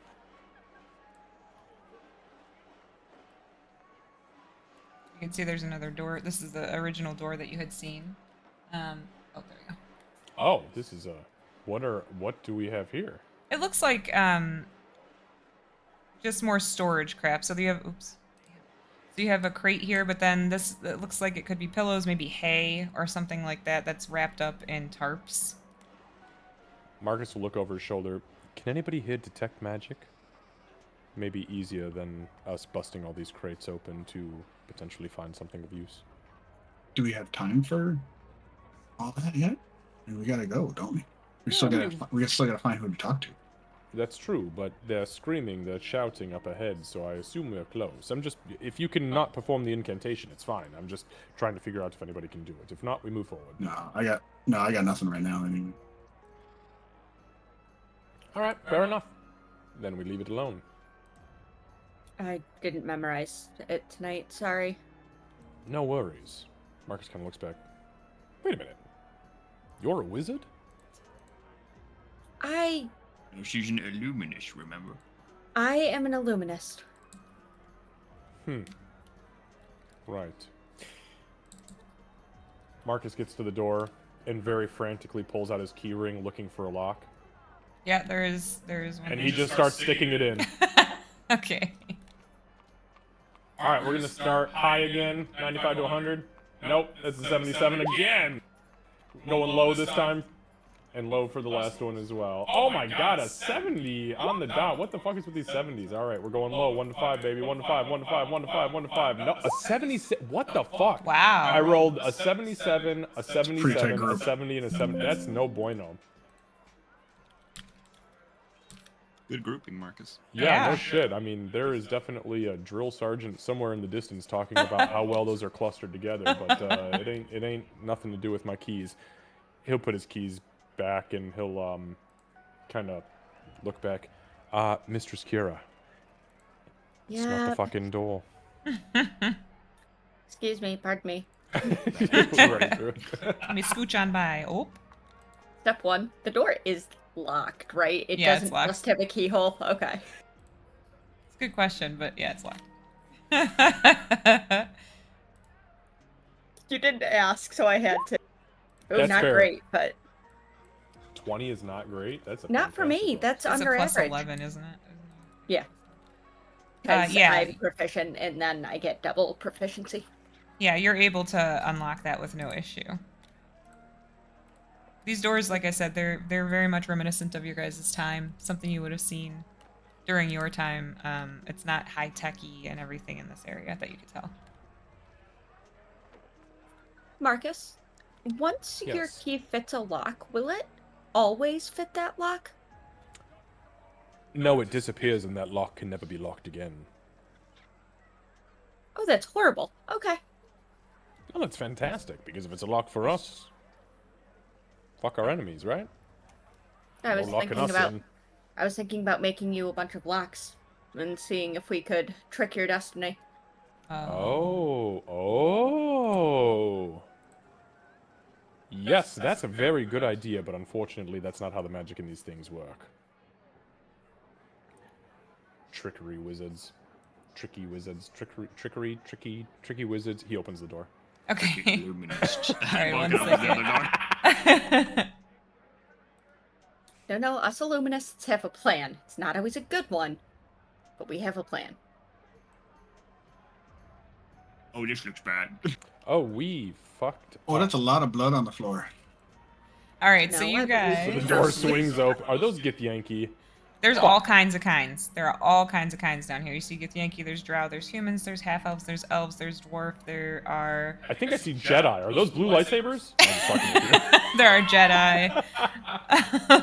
Those look like a blue lightsaber. It really, It does. really It does. didn't until he said it, but now it does. Okay, hold on. This feels So- very much like a who shot first moment. So, I got a little descriptor here for ya. I'm just gonna go ahead and skip past the rat stuff. Okay. The Underground, its own little world of law, crime, merchants, and fighting, lies hidden beneath the bustling city above.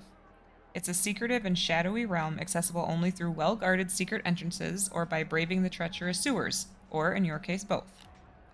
This subterranean world is the heart of the city's criminal underworld, a place where the law has no reach and where just about every illicit desire can be fulfilled for the right price.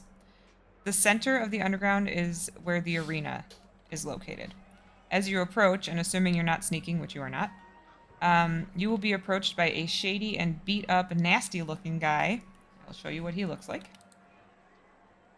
Just to be clear, nobody freaks the fuck out that we Nah. walked through the secret entrance. They were like, okay. People are drinking and just ready to have a good time. This guy was kind of walking around the circle. Ooh, fuck. Hey, daddy. Yikes. He was kind of walking around the circle, and he You walks... made him, not me, by the way. Well, actually, AI made him. But he was you could see he was like stopping at pretty much everybody standing around the circle, and then he stops at you guys and he says, "Are you fighting?" Yeah, I Yeah. think I signed up. I've not signed up, but I've been volunteered, so apparently I am fighting. Are you fighting? Who the fuck are you? Who the fuck are you? I'm the ninth son. Oh, I'm Alros. Are you fighting, Ninth Son? He's I the told you. undefeated ninth Aye. son. Hell, that's one way to sell me. Technically, I am undefeated, and according to my future and the future generations after me, I'm undefeated through all of time and space. So, let's dance. Undefeated, undefeatable. One might say. All right. Well, winner keeps all the winnings. It's 25 gold to enter, and you can bid on whoever you want. 25 gold. Those are rookie numbers. I can do 500. Ma- Who will fight me for 500? Ninth son, stop it! Undefeated ninth son, Mistress Kira. Stop it! Sorry. Shit. I'm not allowed to barter. Did I do something wrong? We have a diamond. Ninth son, Oh, nope. stop Okay. it! No, He looks around at the lot of you, and then he gets this weird, like, grin on his face. He says, 25 gold to enter. You can bid on whoever you want, however much you want. Use a diamond, use a gold, I don't care. Give me your name, Ninth Son. What's yours? Oh, it's bonking. Nice Master to meet you. Bonkin. Master Bonkin. Master Fisher as well. Master of the ring, bonkin. Just bonking is fine. All right, undefeated Ninth Son and Bonkin Fisher, 50 gold. Okay. Right, here you go. Bunkin will give him. Yeah, I'll hand him 25 gold. Okay. Bunkin will hand him 25. Okay. All right, fight starts in, and he looks at his wrist, but there's no watch on it. About 35 minutes. Get yourselves ready, and we'll tell you who you're fighting. Okay, hey, hold on a second. What are the rules here? Don't die. Oh, really? So anything goes? Oh, hey. Well, no help from the outside. Once you're in the ring, you're in the ring. Well, of course, that's just good sportsmanship. But I mean, seriously, as far as fighting styles, capabilities, combat, everything is go? Yeah, everything's go. Give it your all. He glances around the room. And how many of these fuckers are spellcasters? I just collect the money. I don't know. Go talk to them yourself or find out in the ring. Do we Boo. have to? Do we have to kill our opponent? No, you don't have to kill. If somebody dies, then that's a bonus. Marcus smiles. How much of a bonus? I guess it depends on who you bid on. Oh. Master Marcus is a great executioner. I'm gonna. Thank you, Master Bonkin. Finally, somebody sees the art that is embodied within executions. Min's I mean, going I to. was on your side during the argument That's with true. that. Oh, that's right. He was okay with me killing people. No, I'm not allowed to kill people anymore. Min is going to swat at Bonkin's leg when he says Master Marcus or Mr. Marcus instead of Ninth Son. Oh, sorry, Min, did No, I forgot to give you? Bunkin. Did I forget to give you bacon? He's gonna turn around and feed Min bucket bacon. She is Now no you know why longer she's so concerned about heavy. any secret identities. Right. Let me just say this, though. Looking at you lot, I'm sure y'all have something up your sleeves. If No. I And he don't wear pulls sleeves. open his hoodie. I just skin. he turns to Kira. If you do, and nobody notices, it's happened before. And then he turns and walks away. She's gonna just smile. That confuses me a bit. What the hell was he just talking about? Oh my god. I don't have Don't any. worry about it. Nope. I'll No, explain Be later. nothing for you to low-key. worry about at all. Okay. But I'm still allowed to execute for extra. Marcus, No, Yeah, you can if you want, but I That's- guess if the guy's bad, it's a try not to kill metaphorical anyone that bonus. might not be. It's a what bonus? It's a metaphorical bonus. Oh, They I thought you just said want- I think it's a bonus monetary only bonus. for you. Sorry.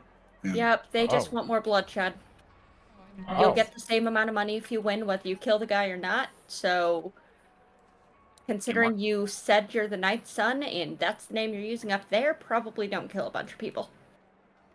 Oh shit, was I supposed to give a wrong name? You I- wanted me to lie? We did take off the badges. Well, I didn't. I just tied a bandage around it. Oh shit. Because mine's tattooed onto my arm, so I just tie like a piece of cloth around. It'll be fine, but just we are comporting ourselves as us now, apparently. And she looks Understood. over at the direction the guy had left and just kind of grins, and it's definitely not a good aligned looking grin. Full of mischief. I thought I already registered as me. Did you? Did That's I? what you said. I didn't. Well, oh shit, I did. See? Caught me in a lie. I'll own up to that. I never registered you. I just figured you were the best person for this. Oh, And then I got wrangled into it as well. Ooh, Master Bonkin, if we fight each other, can I make a request of you, please? Sure. If you defeat me, you must execute me. Vetoed. It is the way of my people. You must do it, Vetoed. Master Bonkin, please. Vetoed. What? No. This is now sparring. If you two are fighting each other, it's just sparring. Alright, Mr. Marcus, if you ask that, I respect your people, but how about don't kill me if you win, please? It's not the Don't- way of my people. Don't kill you, How or about don't neither of you kill each other at all? Don't execute me, is what I should say. Understood. I will not execute you, Master Bonkin. If you have to, just beat the shit out of each other, but just don't kill each other.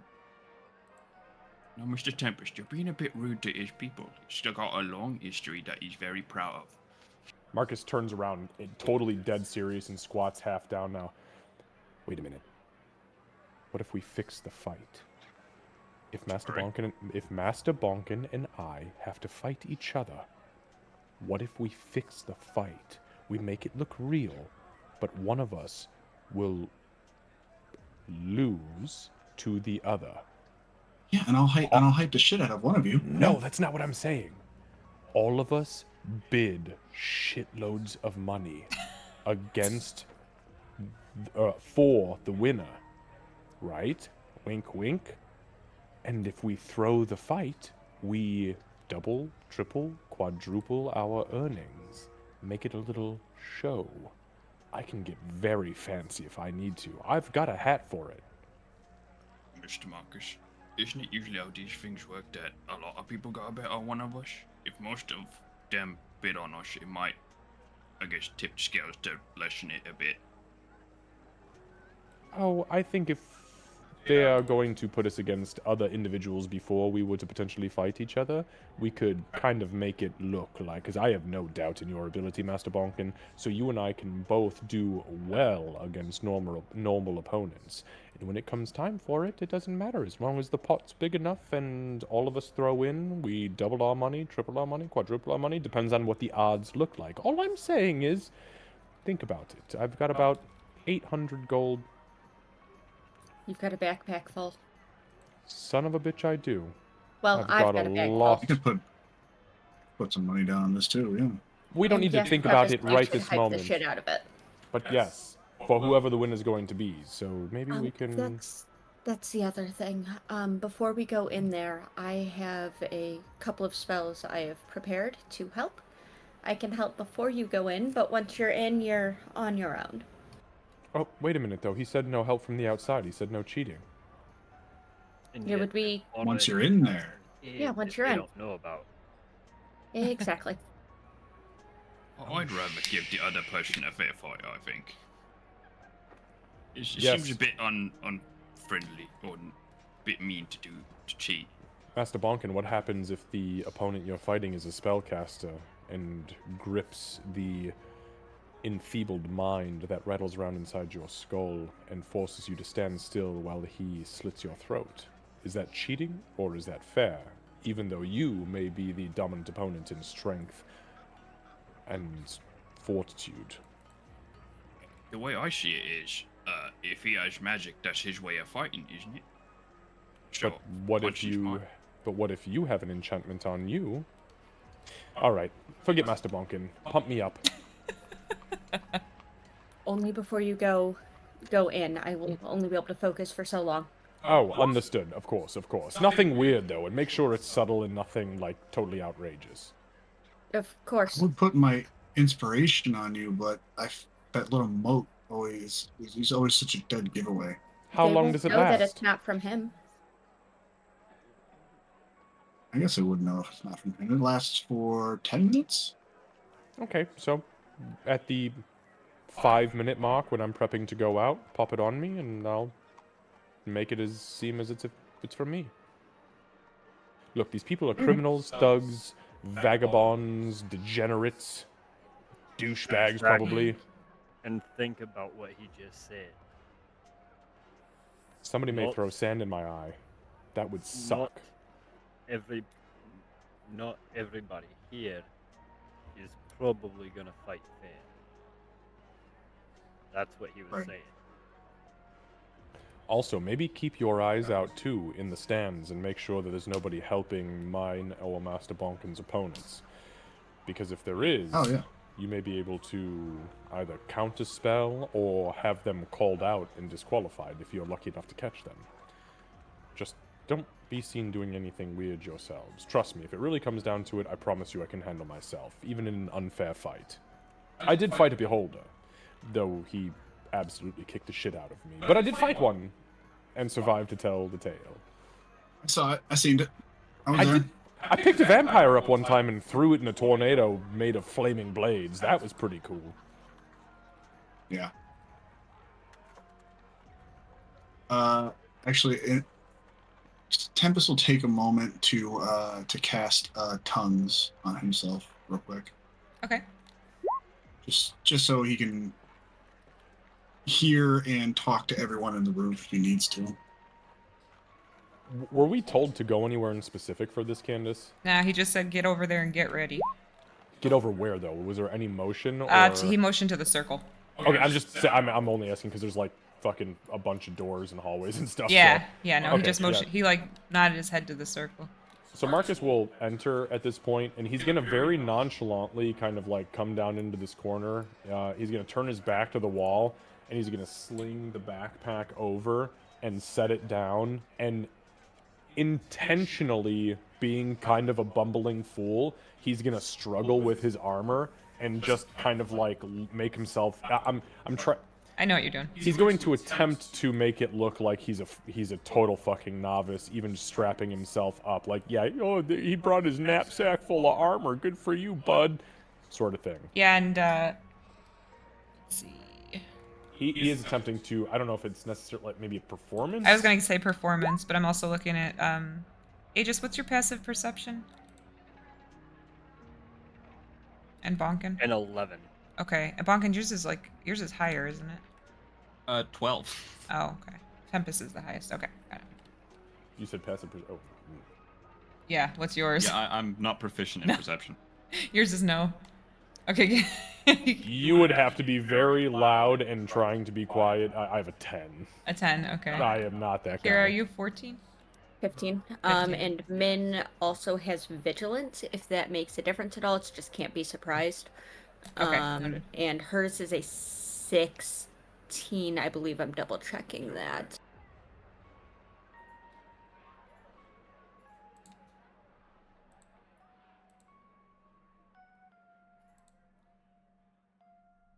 Yep, 16 for no, 18. Shit, I leveled up. Min's is an 18. Okay. So Forgot about that. let me think on the thing you sent me.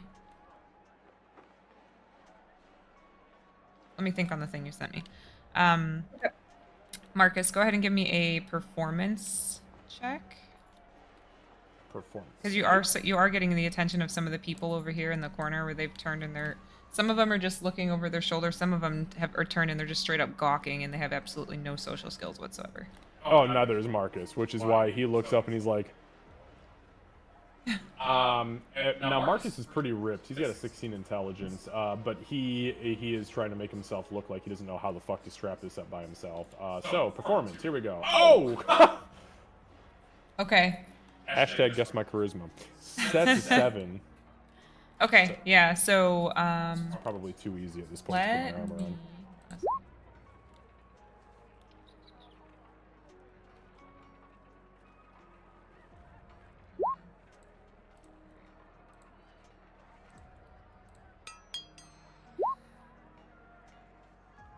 I rolled a nat 1, so they are buying it 100%. 3 words for you. Treat. Hey, Wow, thanks, the thank odds you. of that are so Boinski. slim. I literally rolled a nat 1 Holy on their shit. insight. So yeah, so they're buying it. They're laughing at you. Some of them are like openly laughing. Some of them kind of like, look at this guy. But it seems like they're buying what you're selling. Yeah, so I mean, it's gonna take him like 10 minutes to put the fucking armor on. So if these guys want to do anything else, I will take the full. I'll maybe even try to extend it to like 12 minutes. Like halfway through, he'll like fake sneeze and just let the snot hang out of his mouth or out of his nose as he continues to strap the armor on, and like he keeps getting it pinched in the hoodie underneath. And I just could see what all that's going on with that, right? With that passive perception. Yeah, easily. Akira, Min, Tempest, you can see what's going on. Aegis, I feel like as you walk up, you'd kind of at first be like, he knows how to put his arm. Oh. Yeah, and do I see them still kind of gawking at? Yeah, people are like outwardly like this guy right here. All right, all of you, back off. Save it for the ring. And Aegis is just gonna go in like he is the fucking coach or something to Rocky Balboa. Okay. Yeah, this guy before he turns around, he mumbles something, but he doesn't seem real happy. But he's just like, yeah, whatever. And he turns around and he's staring at the center of the ring. Everybody seems like they're trying to get the best seat. Tempest is going to go around the outer corners of the ring and kind of like try to plant some seeds into like these people's brains, like ninth son, more like ninth loser. Am I right? Kind of move on. All right. Try, Let me. trying to play up what Marcus is doing, trying to make him look like the underdog here, Yeah. All right. Cool. and then on the other side here, try to pump up Bonkin's appearance. Like, look at that big fucking monster over there. Damn, he's fucking huge. I bet he can drive any bastards into the ground like a fucking nail. My God. And I'd like to think that Bonk is just kind of standing behind these two guys, with like his arms folded with the dragon tattoo showing, and he's just closing his eyes. But in his own head, he's like, I don't like this. This brings back bad memories. But we gotta do it to get home, and he's just kind of pumping himself up to not be to fight, even though he doesn't really want to. I'm not good at gambling. Sorry, Kevin was a little confused about what was. I explained it. Okay. So. I rolled a nat 1 on my intelligence check. Just and for I was that like, what one, the fuck is happening right here? Why? This is going the opposite direction. This guy's gonna have to kill me. And she was like, no. You guys are gonna make a lot of money. Maybe. We'll see what happens. Yes. It's Okay. like Like, bringing older. that cheddar. Oh God. Broccoli and cheddar always makes it better. So Bunkin, I didn't hear just the very end of what you had said. I apologize. Oh, he said he's gonna pumping himself up to fight, even though he doesn't really want to fight anyone. 'Cause Yeah. This is just bringing back bad memories for him. Yep. Okay. Yeah. And so you see, like I said, there's all kinds of kinds. There's older people. There's younger people. Tempest. People seem to be eating up what you're saying as you're walking around, and they're like, oh yeah. And then people start like opening coin purses and trying to hail down the dude that was taking bets before. And is there anything that oh God, you guys want to do before we get this part started? Anything else that you want to get in place? I don't want to. Okay.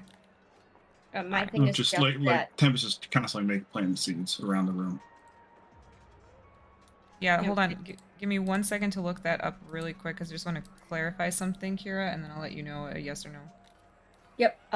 But in the meantime, Kira and Min have not left the area where they were initially. Min is actually behind her, still in the room, and she's leaning up against this wall, with her phone in hand, at the moment, and appears to be just like texting, maybe, or something. Yeah. So you take out your phone. And You actually- obviously I'm going to be recording things as much as I can, with Okay. another app on, like, still open that I can switch to if needed. That's like a game or something. So just in case I get busted for it, but yeah, no, I'm gonna see if I can record some of this. Okay, perfect. All right. And just for the record, it doesn't seem like anybody down here has directly recognized you guys. Just from like seeing your face and being like, oh, you guys are the Oath Bearers. Nobody has claimed that. Nobody seems like they're freaking out that you're down here yet. So, all right. So, for sake of brevity, a little bit of time goes by, and it gets closer to the 8 o'clock mark, and this guy. Marcus is gonna like bump into one of the guys who was mocking him, and he's gonna say, totally nonchalant. He's just gonna be like, "Excuse me, I've got to pee. Can you tell me where the chamber pot's at?" To this guy, he looks really annoyed at you and just like points down this way. Thank you. Marcus will he's gonna go. He'll open the door. I'm gonna go take a little peeky poo in this area. I'll just try to open it. Tell me it's locked. No, it's not. It's not. Hold on one They sec. lock the bathroom, and that's when your key works. That's That why would it be smells like piss in here. hilarious. Yeah. Hey, somebody's got bubble guts. Let's go. All right, Marcus will step down into the hallway. Just as we're creeping up on that 8 o'clock mark, I will look behind me, make sure no one's following immediately, No. and then I'm gonna try the door to the south here. Okay, go ahead. You're gonna try it with your key, or you just seeing if it's open. Is it locked? No. Oh yeah, no, he'll just open it. Congrats, you found the bathroom. Marcus, noticing the very long hallway, will say, well, fuck me. And then I'll just move down to this end of the hallway and peek around the corner. Okay, yeah, it looks like this is almost like, I don't want to say like a break room, but it looks like this is a break room or maybe just a spot for people to go sit and eat and drink. What the hell's on this table right here? Right there, envelopes. Marcus is gonna pick the envelopes up and look to who they're addressed to. So one of them says, I want to make sure I get his name right. One of them says Gorak, and then the other one is actually one of the invitations that you had picked up. Looks like it just didn't get sent out. Marcus is gonna pick the one up that says Gorak. Uh-huh. Is it sealed or open? It's sealed. Give me a second. I have a moral dilemma here. Okay. Nope. Fuck it. Sorry, I was just double checking that alignment and some things. He is going to kind of glance around and he's going to pop the. He's gonna. Ah, fuck! I don't even have a dagger on me anymore. Fuck it. He's just gonna tear the thing open. Okay. And he's gonna read the letter. Okay. Or whatever's in there. A bill. I don't know. This is from his wisdom tooth extraction. I don't know.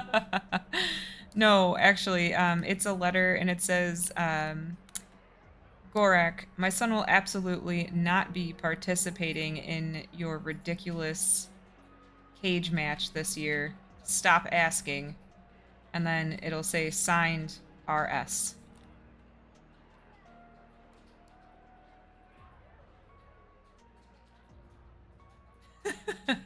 Got it.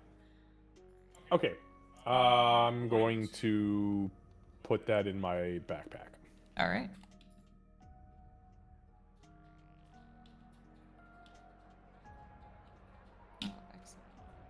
All right, I am going to then, I am actually going to try to pee before this happens, so he's going to go down to this door here, and he's going to open the door, or try to open the door if it's not locked. It is not. Hold on 1 second. Okay, sorry guys, I'm not trying to take up too much time here, but... Long hallway. Okay, I'll step in. So it actually looks like right here is the bathrooms or the privy, whatever. Okay, and what's further down this way?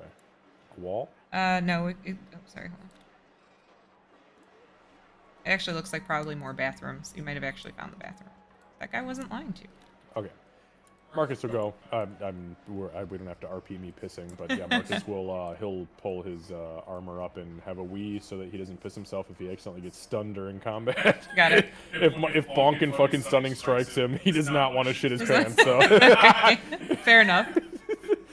He will walk back out to this door right here as he's walking back towards, as long as nobody's coming down the hall, Marcus is just going to take a very quick walk down here, and he's just going to do a very, very fast look. Okay. Somebody's setting off fireworks. Yeah, I hear him. What the fuck? I thought it was storming out. Georgia. Yeah, really. Oh, God. What the fuck is that? Are those goat heads? So, yeah, they're up on the wall, like, mounted. Okay. I'll go down a little bit further and just test the waters. Oh, shit. What is over here? What do we got going on here? So, it looks like it's a seating area. Like, it's just a little table, and then, sorry, I have the fog of war thing. This is a little table, and this is where people would sit next to it. Those, like, little pillows. Yeah, but what's on the table? Looks like there's something on there. Or am I tripping? As you just had? No, it's like a robe, and then there's a staff. And then up here is just a lantern on the wall. Marcus picks the staff up. Any arcane runes carved into it? Anything glowing? Any magic gems? Anything that looks funky? Not right off the bat. If you want to give me an investigation check to look closer, you can. But from initial sight, you don't really see anything. 16. Yeah, you look it over. It looks because you've seen a magical staff because Aegis has one. It doesn't look like his. You don't see the similar markings or anything like that. Okay. So Marcus takes a deep breath and kind of considers the fact that if there is a possibility that there are casters out here, especially since Marcus has some understanding of magic, that if this is picked up by an opponent and used against somebody like Bonkin, it could turn very bad.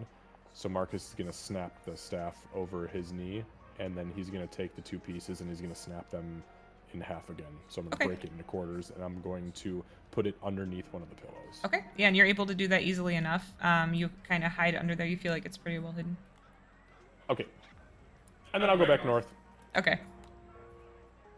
Had a pee, broke a staff. All right. So yeah, so right about the time that you're getting back, this dwarf guy steps in the middle of the ring, and everybody starts to explode with cheers.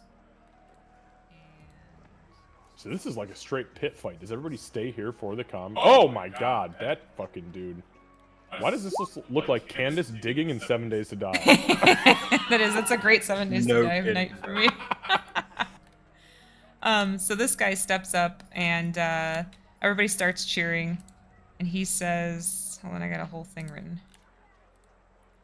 Please tell me he says, "Brothers of the Mine, rejoice." No, no, no. Sing with me. He says, gather round, you scoundrels, rogues, and miscreants. Tonight we stand on the precipice of chaos, the edge of a storm, the brink of blood and glory, and everybody's cheering. This very night we ignite the fires of our ancient tradition where only the strongest, the cunning, and the most ruthless will prevail. For centuries, our ancestors have watched these fights, their spirits echoing in the roars of the crowd, their honor, or the lack thereof, and people start laughing, forged in the heat of battle. We uphold their legacy not with mere words, but with the clash of steel and the cry of victory. Look around you. You are the lifeblood of our city, the shadows that move unseen, the hands that grasp what others dare not reach for. Here in these cages, we celebrate not just survival, but the audacity to seize power, to dominate, and to reign supreme. Tonight, we throw open the gates to the fiercest warriors, the sharpest minds, and the coldest hearts. Each fighter who steps into the cage carries the weight of their deeds and the hope of becoming a legend. They fight not just for themselves, but for the pride of our underground, for the respect that can only be earned in blood and sweat. So let the battles begin. Let the cages ring with the sound of combat, and let the ground tremble beneath the weight of your fury. To the victors go the spoils, to the fallen, an eternal place in our tales of valor. Raise your voices, my kin of the shadows, and bear witness to the spectacle of our age. Let the first night of cage matches commence!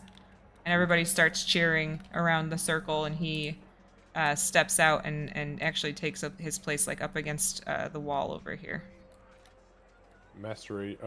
Marcus, excuse me, I almost said Master Aegis. Marcus looks down at Aegis and he says, Master Aegis, that dwarf's name is Gorak.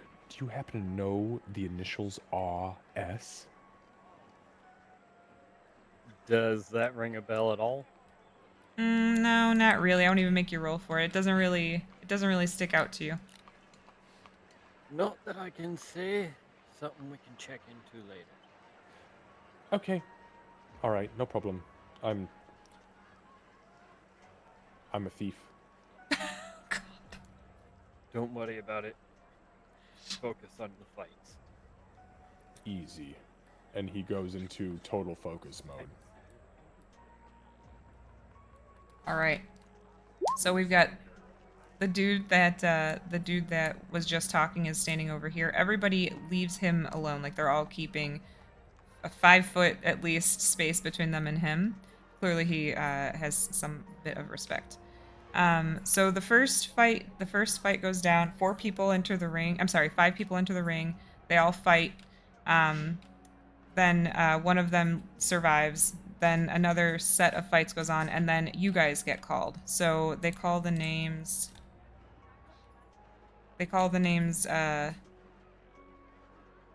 Ninth Son and Bonkin Fisher, Thog the Crusher.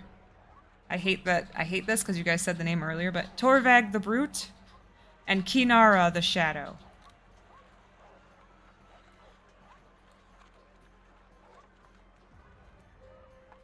Yeah, I guess Bonkin will kind of step into the ring from where he is. And this is like a free-for-all? Is that what we're... Because you said we Yeah, were you've gonna, seen you 2 told us- fights. so you told us, though, that we were going to be told who our opponents are, and nobody's approached us about that yet. Oh, this is how they did it. They just called you guys into the wow. into You the guys ring. are unfucking Yep. prepared. Kira's gonna try and psst to get Marcus's attention before he goes in. Does he notice? My passive perception's 10. If You he can- doesn't, hope Aegis does. Yeah, you can. Well, just go ahead and give me a perception check, because you know Me? where Kira is. Yeah, you know where she is. So Yeah. So You did know that she wanted to cast spells. That 10. is true. All right. Yeah. I mean, I rolled a Same for 10. That's Tempest, yeah. average. Yeah, And that is true, Candace. Up at the 5-minute mark, I was gonna at least meet up with Tempest. So. yeah, that's fine. So yeah, I would say Okay. you'd probably hear. So here's what I'm gonna do. I'll meet with Tempest first. I'll walk up to Tempest 5 minutes prior and just kind of give him the nod. Yeah, Tempest will give you a little toot on his flute, and then you get an inspiration. Okay. And then I Yeah. will go up towards. I will actually go to a. I will go to Kira next. Sorry, I'm trying to find where the fuck is my inspiration. Oh, there it is. Boop. Then I'll go up to Kira. I'm just gonna kind of crouch down and say, "Make it subtle." I can only do this a couple of times, and then right before he well, first she'll say, "Yep, but I can only do this a couple of times. Also, I might send a little extra help in with you." Then, and it's very, very quiet. And then right before he goes in, like as he would be walking away, she's gonna cast haste. Oh fuck. Okay. Does You it? got about a minute. Marcus fucking sprints. Unsure of his newfound speed. Oh, gotta move Bonkin. Hang on, sorry, things are happening here. So Marcus I've is noticed gonna. I can move you too, and it's kind of confusing. Yeah, so Marcus, he slings his backpack off and sets it down next to Aegis, and he's gonna look at Aegis and he's gonna say, "You need to find the guy who does the betting thing, and you need to find him fast, and you need to get all this coin into his hands. And if you can't get the coins into his hands, it's fine, but you need to find him fast, go!" And then Marcus zips over here and continues to vibrate. Yeah, and the dude that was taking that like talked to you guys, he's still been walking around, and people will stop and stop him, and you'll see them hand him coins. So you're pretty sure that's the guy you need to talk to. Before Aegis does any of that, I'm gonna go ahead and do some shit talking and provoking. Okay. Bunkin! Bonkin, Bunkin, at up the here! moment. I think Bonkin at the moment just kind of stares into the ring with like the blood and everything on the floor. Mm-hmm. And he is just not paying attention right now. He's not okay. You would, if you're You cut out. if you were able to hear him at least still, even though you're trying to focus, you would have heard Aegis yell, "That one was talking shit about your daughter." Oh. And yes, I am trying to provoke a rage. We couldn't hear you, Lucy. 1 second. I'm trying to roll dice. Okay. And Tempest, with your passive insight, you would be able to tell Bonkin actually looks a little shaken almost. He's got this weird kind of distant stare.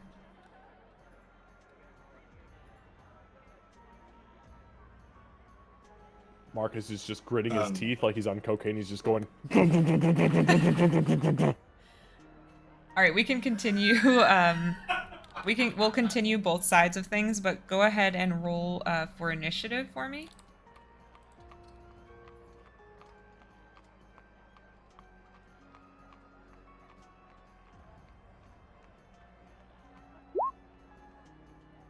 That makes sense. I take it.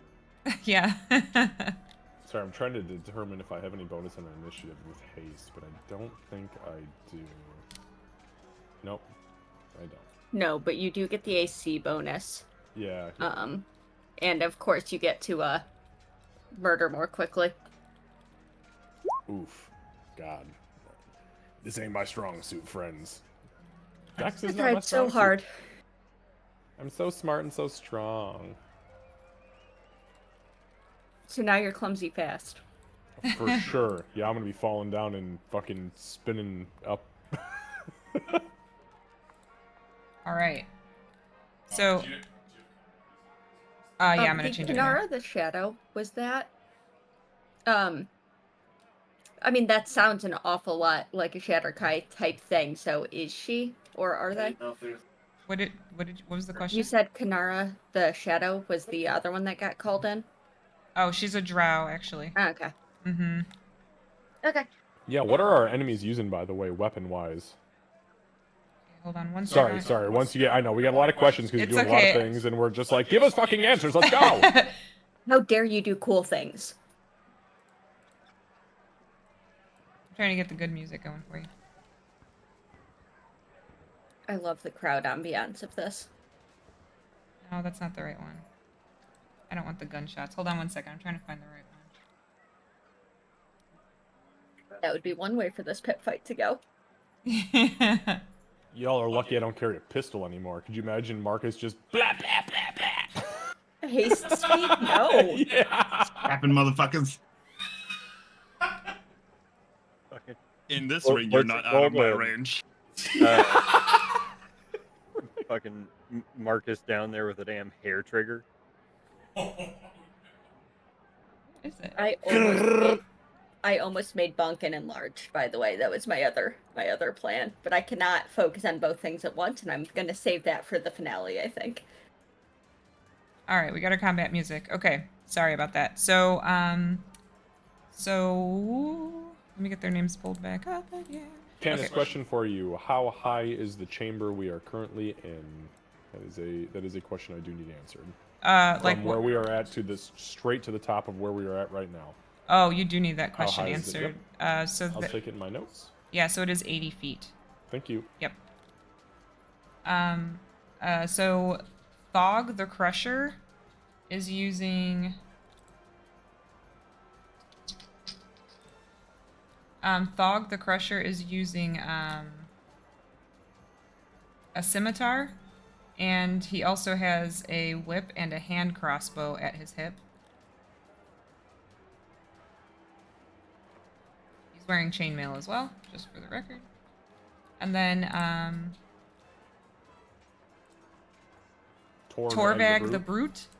He actually has a shield here, and he is using a he's got a great sword, and he has a short bow.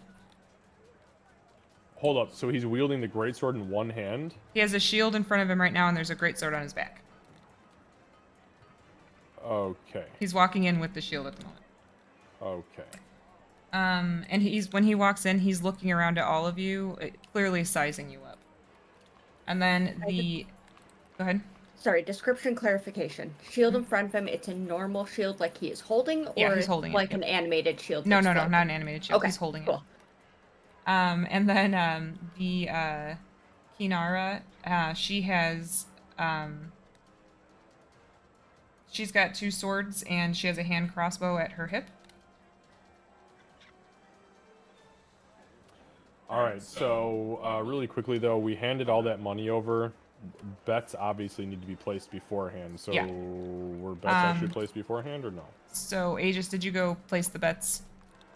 Yeah, after going ahead and doing the bit with Bonkin to try to incite a rage, he would have went ahead and went off to go ahead and place bets.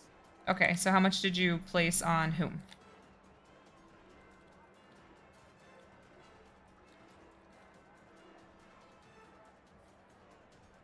And just to be clear, I think the plan that you guys initially discussed was that you guys were going to possibly fix the fight so that you could bet on the person that you were trying to make it seem like would lose, and then that person will actually win. So with the way that you guys have been setting everything up, my understanding is that you're wanting it to look like Marcus is going to lose, so you would probably bet on him. Correct, which would make more sense too because we wanted everybody to not see Bonkin get executed, which Marcus promised to, but if Bonkin wins, then Marcus would have to get executed. Right. So Okay, it works out so that nobody has to be executed. Nobody's getting executed tonight. Well, no. Somebody Somebody said could he'd be get executed executed. today. Yeah, listen, I will execute anybody in this fucking plate. No. So are you gonna? How much are you gonna place on Marcus? I assume that's what you're doing. Aegis. Yeah. What are the odds? Well, What are the odds of so the betting guy? Yes. So after Tempest made his rounds and people started betting on Bonkin, the odds at this point are 10-1 in Bonkin's favor. Oh fuck. Okay, so I gave you 10,000 gold. So you should bet on that. Clarifying, that's not the 10,000 that's in the bag of holding, right? Is that your Yeah, Oh, sorry. Yeah, No. I gave you 1,000 plat. There you go. I gave you 1,000 plat, which, by the way, is 10,000 gold. Great. We just want to buy half the city at this rate. Yes? Pretty much could, yeah. Listen, we gotta get the fuck home. This man has a daughter, and I'm willing to murder everybody in this place. And then pee in their toilets. By the way, wonderful toilets. Best toilets I've ever seen. Final question, Yeah. because it's something I think Aegis would think about. Knowing the odds, about how much would he assume that the party would want to put on this, Well, you knowing can how give much that he has? give an intelligence check and we'll go from there. Because it's also a crazy ass. Actually, either intelligence or wisdom. Marcus doesn't care about money. Like, just do it all. Mm-hmm. We have got this. Okay. So you know for a fact that Marcus would be like, put it all down. Kira, probably not. But you do have the opportunity to speak to her prior if you'd like to. Bonkin, you've seen he spends his money on you guys or puts it away. You don't really see him spend it, so you really don't know what his reaction would be.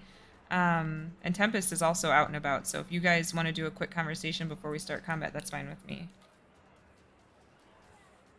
Yeah, that's fine. Yeah. I'll reconvene with Aegis. Yeah.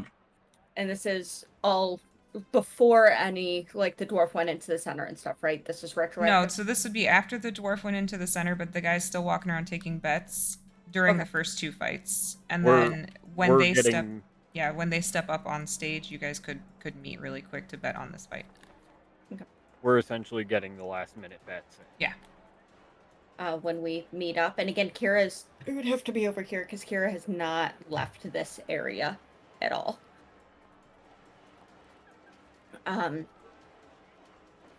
Yeah, we could. I've got a decent amount we could throw in on this. Well, Marcus left this thing. And he's dragging the backpack with 1,000 fucking platinum in it, with his all of 8 strength. Well, I've got Not do too. I know. several thousand Imagine if we win, though, more about the gold boss. from You're the gonna buy the chest, whole as town. well as another roughly 5,000 on my own. If we wanted to Yeah, combine there, we could go as high as 25,000. Yeah, and I have about 400 more plat to put in the pot, but that's all on my card. I Yeah. don't that'd think be they. 29,000. That's my only thing, is all of mine's on the card too. I don't know if I I was ready for it. Well, even If- do Didn't copy walk into yet. this if we just want That's- cash, yeah. I've got, and she like holds the tiny little pouch, like 10,000 more gold in here. Okay, so that's not a problem. Do we want to split it just to be sure? I mean, like maybe you said. Wait, so did you say we have 20,000 gold to put down? In cash. We should not say this out loud. Often. No, be whispering this. Yes. And whispering. odds are 10-1, guys. Just so if you're betting against Marcus, you're gonna get 10 times what you put down if he wins.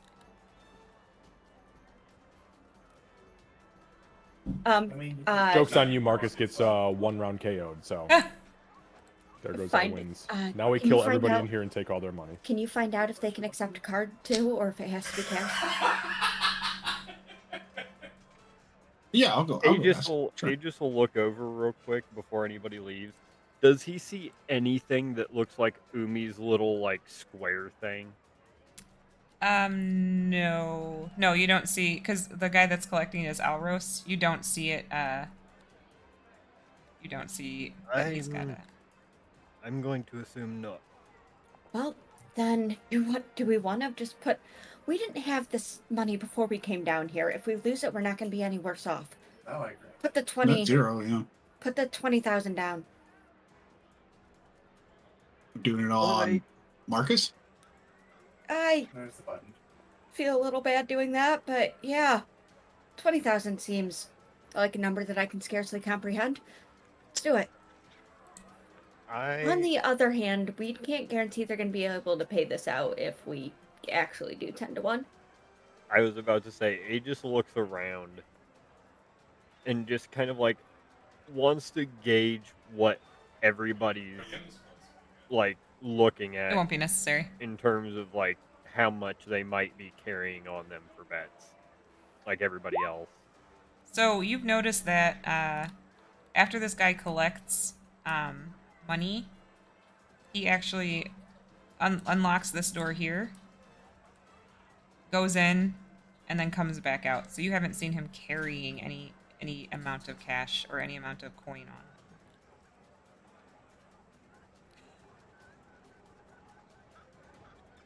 I'm not gonna lie, I'm new to this whole gambling thing, so I'm gonna kind of defer to you, Aegis, on this one, or Kira. But I mean, I hyped up Bonkin and I de-hyped Marcus. So I vote we do it, but Aegis, do you have long distance healing you can do, right? To some extent, yeah. Okay, well, if something goes real bad, we need to not be seen and keep him up if we're going to bet everything on it. But only if it's last ditch, we don't have another choice.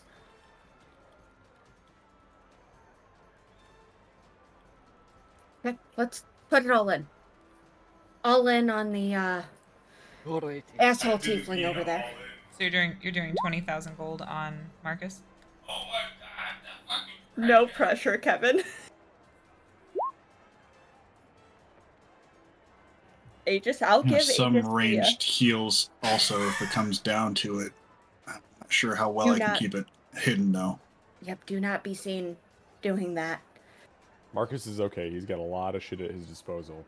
But if it gets into look, this is only for this fight, right? These odds are on this fight, not the whole. Okay, Right. Yeah, fucking easy. Yeah. And if we make 200,000, we can just Vegas logic this. Walk out of here a millionaire. It'll be fine. No, we still need a fucking crystal. We're gonna have to kill every bitch in this place. Yeah, we'll just be able to avalanche them with the coins and walk out. Hey, you got that catapult spell in memory? Artificer? I can do a barrage of coins, yes. I can kill them with coins. Turn into a minigun of coins. I All have right, to so help with that. Aegis, do you go track that guy down? Yes, I would go and track him down and place the bet. One thing I did want to ask though, Aegis, when he casts a spell, specifically something like Beacon of Hope, is there an effect that appears over the people that are targeted? Always. Yeah, it would. Okay. Unless you have subtle spell. That's the only way that it wouldn't. Otherwise, it clearly denotes on whoever is being affected that they are being affected. Alrighty. Kick us off. Fuck. All right.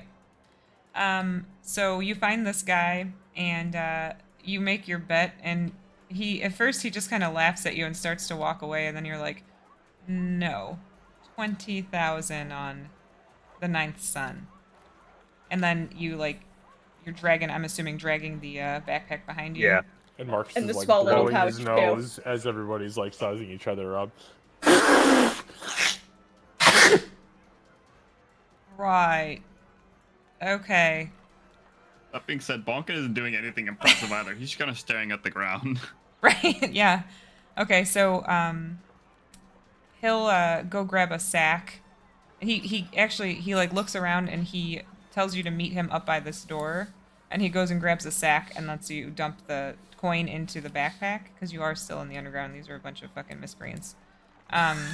So he he has you dump out the coin into the sack, and then he unlocks that door, drags it through, and now you've got the empty backpack. I'm assuming you would have taken the bag of holding temporarily to deliver the Yes, other 10,000 gold.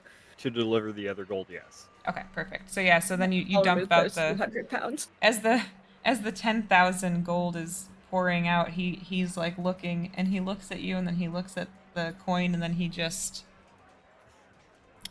okay.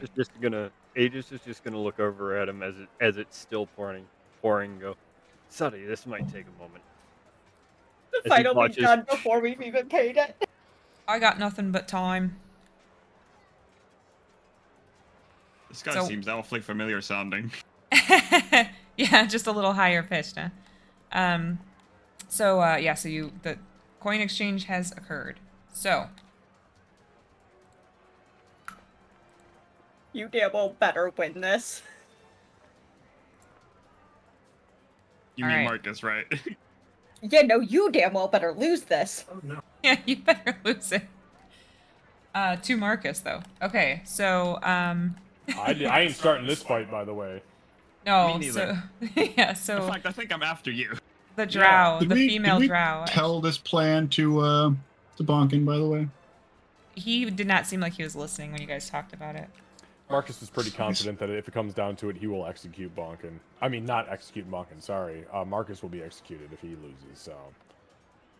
Yeah, he's so Yeah, the out of female character, I'm quite confident Marcus can beat me. You do have the reach, though. That is one major thing. You've got a 15-foot. He has a 10-foot, if I remember correctly. this female drow that has a 5-foot reach. There's like a moment of silence once everybody. Sorry, just out of curiosity, was there any actual rules stated before this all kicked off, or was it just stay in the circle? Yeah, He so didn't it's- really say anything particular, so... No, because there's a that's- lot of bystanders, and if people blow off a fireball in the circle, it's going to kill a bunch of people on the outside. So yeah, you've seen so as the fight starts, there's a moment of like silence, there's a moment of quiet, and then as per the other fights, a cage-looking thing does appear around here. So you're not able to leave. Is it solid, or can you put hands through the bars? Nobody You said has cage, is tried. it- Nobody's Okay, tried to put their touche. hands through Touche. that you've seen, and you don't know if that's on purpose or not. Nobody's used a ranged weapon up to this point and missed and accidentally tried to fire out, or... I'm asking honestly, because I just no, want to make sure I so- understand exactly Yeah, because how I this didn't shit works. I didn't want to make you guys live through the other two fights. I would say that at some point someone probably tried to use a hand crossbow. Once it hit where the fence, I'll say, like the Yep, chain yep, link is yep. at, it hits and there's like a force field almost that goes boom and Done. catches it. And where it goes up to the ceiling, it is a full 80 All the feet way at up. its height. I fucking love it. Let's go. Okay, sorry, go ahead. No problem. So as the cage surrounding starts to come up, you guys realize that it's starting. Like this is happening now. So she gets ready and starts looking around, and she is actually going to. She's going to use her hand crossbow. And she's going to shoot at the dude directly across from her.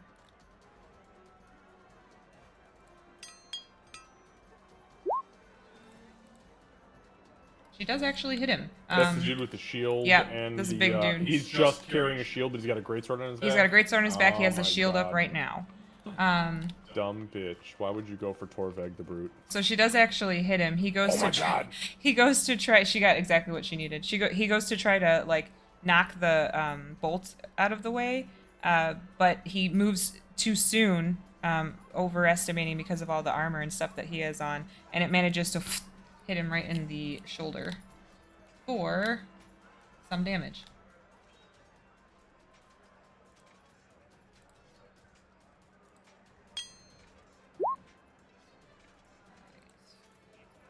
All right. Then she moves over this way, and she like crouches down, and she looks like she's getting ready. Now it is his turn. He actually Captain America's the shield at her.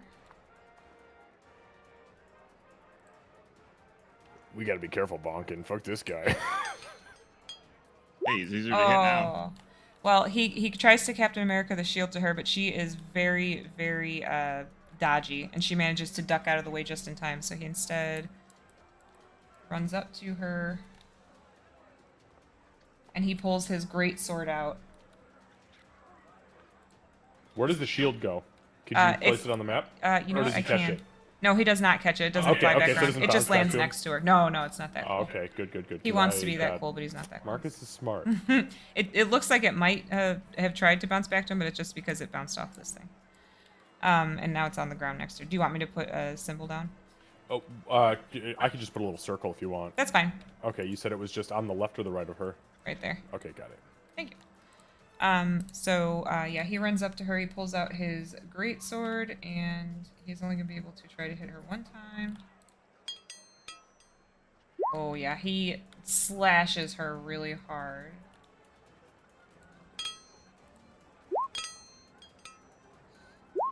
Yeah, he grabs the sword from his back, uses both hands, and almost slashes straight through her. I mean, she's not dead or anything, but he just did a significant amount of damage to her in one hit.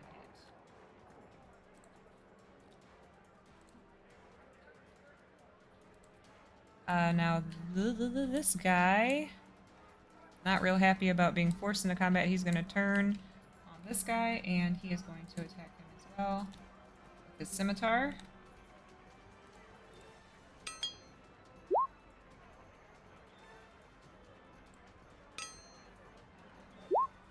He does not manage to hit. He tries to hit this guy. It looks like he is not very skilled with his weapon because he hits him right in the armor. Didn't make any sense. Marcus. Alright, so things just got weird. It's crazy that they're all attacking each other. They just look at us like we're just fucking noobs. Yo, you don't understand. We got 200k on this fucking fight. We're gonna make it look like it's good. Okay, so.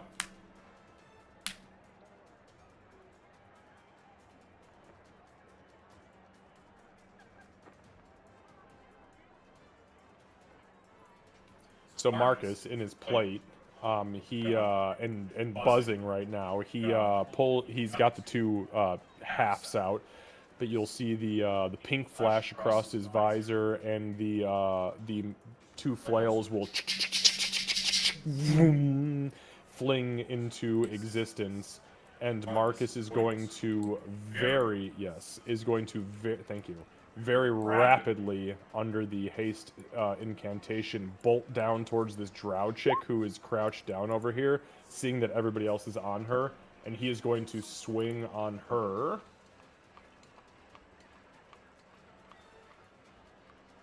Sorry, I was just looking at my haste action here and just wanted to make sure I had it right. Okay, I do have it right. So here is the first attack. So the first attack is a 14. No, unfortunately that does not hit her. She's wearing studded leather armor. Understood. That is actually, sorry, where the fuck? Okay, so that's a nat 1. That's going to miss regardless. And here is the third attack, which is the offhand attack. My god, a 12. Holy shit. Okay, well, that's one of those fucking rounds, my friends. However, with my haste action, I'm going to take another swing with the Radiant Neuro Whip enchantment. That's That an 18. hits her. That one does hit her. Okay, so... Give me one sec. So that is 12 points of psychic damage and 11 points of magical bludgeoning damage for a total of 23 points of damage. You got scary. Yeah. So as it hits her, you see her her face and head light up with the energy, and I will absolutely pump a point of psychic energy into her. Okay. Okay, so there's that. And then she takes an additional 5 points of force damage, and she needs to make a strength saving throw, and I will choose to knock her prone if she fails. And she did. She does fail. Yeah, what was the DC? It's a 14, right? It's a 16 now. Yeah, she got a Yep. 10. So she does fail. She falls. So you guys see Marcus, he's kind of like thrown off that they're all attacking each other. He runs up, swings, and misses. And he's like, no, I know what to do. Fucking nails her. And then you see the energy just fully take over. Her eyes actually flash pink for a second. And then she crumples to the ground and hits the floor. She is now knocked prone by Marcus. How is she looking after all that damage? She is not quite bloodied, but she is not looking great. Wonderful. I'm gonna go ahead and pop my action surge right off the fucking bat, Okay. and I'm going to take out all opponents that I can. So as I pop the action surge, I will go ahead and swing at her with the radiant flail. Okay. And since she's prone, it's with advantage. Yes, it is. So that is, thank God, because that was a nat 1 on my low end, but it's still only a 14, so I Yeah, think that's a miss. that is a miss, So unfortunately. then the second attack is a That 24. hits. Alright, so she takes an additional 22 points of damage. 12 of that is magical bludgeoning, 10 is psychic. Okay. So that is, yeah, that Yeah. is 23, that's 28, plus 22 is 49, no, 51 Yep. total. Yep, and she's not looking great at the moment. Again, not quite bloodied, but you feel like she's on the verge. Alright, so yeah, Marcus just becomes this fucking whirlwind of... What's the That- crowd reaction to that? So initially, when everything starts, you hear people like hollering out their names, Torvag and Kierna, I think I named her, but hollering out their names like, yeah, go get him. Nobody's saying shit about Marcus and Bonkin because they don't know anything about him. He runs up and starts to swing, and you guys are like, shit, he missed. But then you're like, maybe it was part of the act he was putting on before, because everybody starts laughing. But then when he destroys her with those last couple of hits, the crowd actually goes silent for a second. We just did too. That was creepy. That was perfect. What the fuck, dude? Oh my god. It's listening to us. You got it right when it reset? Wow, what the fuck are the odds of that? That was great. Yeah, so Better than the odds of you and your keys. but then it started. Fuck you! That was a low blow. That's what you get for drinking right after you made a smart ass comment. Let it come through your nose. But then, yeah, so then they kind of start up again, and now people are watching Marcus, too, and now eyes are kind of turning to Bonkin to see what he does. And with that, it is your turn, Bonkin. Yeah, and Marcus once, by the way, because he swings 6 times in 6 seconds, he's going to kind of collapse half over himself, and he's going to take a few deep breaths, clearly exhausted by that display. Okay, sorry. Right, so Bonkin's gonna run over, and I think at first you'll see like the typical veins pop up as Bonkin would normally like rage, but after like a second, it's just gonna subside for now as he's trying to stop it, and he's gonna instead go to the first person he sees when he looks up, and that's this guy right here, 5, 10, 15, and Yeah, fuck that, get Yankee up. and his arms will start to blacken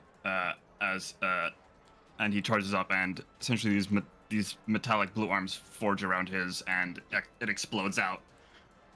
And anyone within 10 feet, and in this case, I'm including Marcus because we want to try it and make it look real, needs to make a dex saving throw. Okay. And you guys see on the outside, people in the audience are moving over to that corner so they can see better, and they're like hollering and screaming. All right, so dexterity, what's the DC? Allow me to check real quick. Just need to confirm. 14. Okay. And is this versus damage, or a knockdown, or a knockback, or... It is damage. It is versus damage. Okay, Candace, as the strike comes in towards Marcus, because he knows it's coming, he sees the fist flying at his face, I'm going to go ahead and burn a psionic energy point for protective field, and I'm going to reduce whatever damage I take by 10. Okay, and they all 3 failed. I also failed. Yeah, everybody failed, so go ahead and roll the damage, Bonkin. Don't forget, you got that inspiration. Oh, it would, yeah. I don't think it well, matters. no, you know what? It could have saved me, but I would have still taken half, I think. So I'll just not take any damage. Yeah, there you go. So Yeah, I'm not gonna mark off a key point because I have the orbs of the beads your necklace. that Yep, that's fine. yeah, It's and just easier. it doesn't actually add a key point onto the character sheet, so Yeah, that's totally fine. I will pretend that it's marked off. Yes, so the drow officially is now looking bloodied after the pummeling from Marcus and then Bonkin running in and just full force punching out at everybody. She officially looks bloodied. The you actually do, you manage to hit all three of them plus Marcus. But you see Marcus's shield go up, and with that, people, when Bonkin's arms come out, people start cheering and going wild, and then when Marcus's shield comes out, people start cheering and going wild, and your guys' opponents start to look a little worried. Then Bonkin immediately turns around and kind of spins around, and the metallic arm will try and go straight for the Githyanki's face. Okay.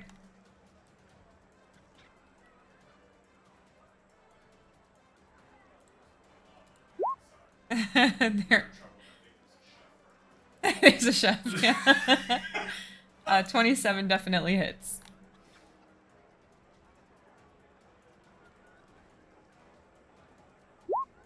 Five extra damage. Okay. Yep, and he takes all of it.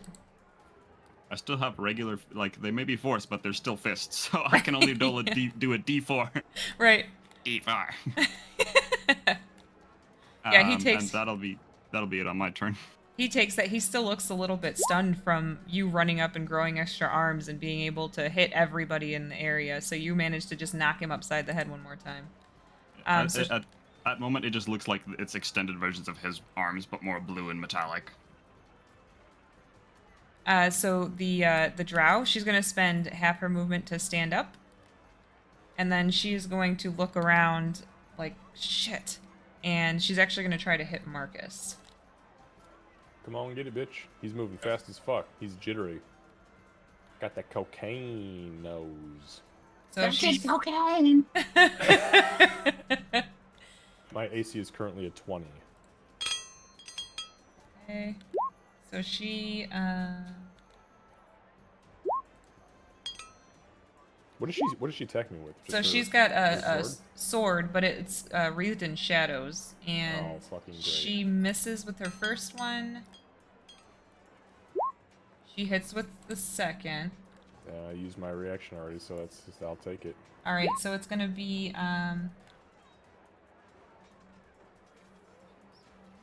yeah, so it is going to be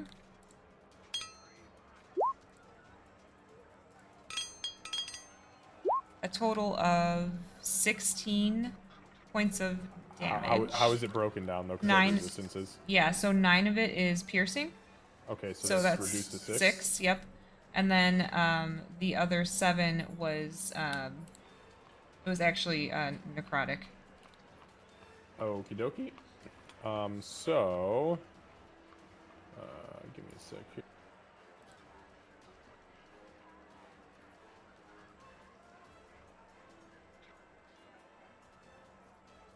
I'm sorry. Can you say that one more time? It was 6 and 7. So 6, yeah, so 6 and so 13 total. So 13. Yeah. Okay, got it.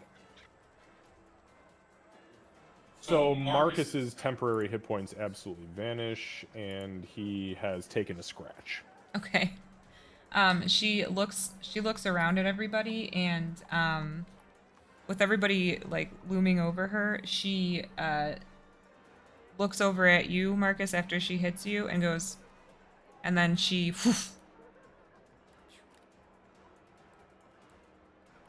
She you can see that she's now over that direction in your peripheral.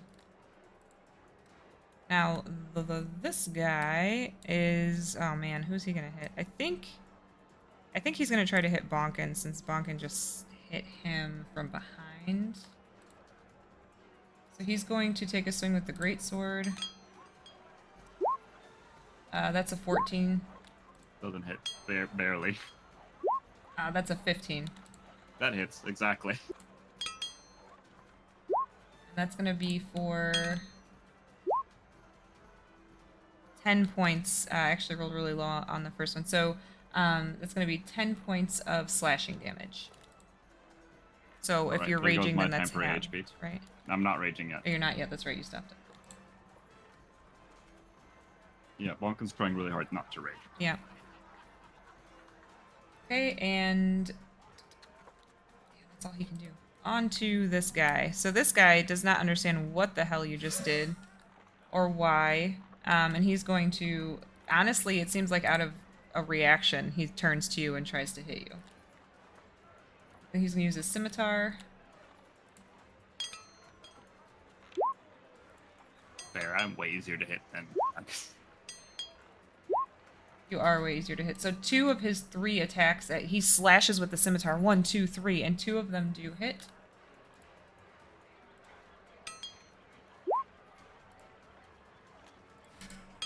But I rolled minimal damage on both, so it is only going to be 8 points of 8 points of slashing damage. And My we're back. hit points gave me a scare because it had a 0, and I typed 8 hoping it would make the 0 go away, and it said 80 for a second, and I was like, ugh. Marcus, you're up. All right, so Marcus is still zipping pretty hardcore. I am going to use my... So this chick over here you said looked bloodied? Yeah. So I'm going to use my haste action to disengage, meaning nobody can take attacks of opportunity against me. Okay. And I'm going to I zip... can, Oh, that's true. Okay, go ahead. but you're still in my range. Yeah. All right, so you can. Anyways, so I'm going to zip across the battlefield, and as I get to this bitch, I'm going to begin swinging the flails wildly. Not squeaky wet flails. No, normal flails. not this time. All right, here we go. So here's the first. Here's the first flail. 18. 18 hits. All right, so I smack her upside the fucking head for. Oh, hang on. Oh, that's weird. It didn't do.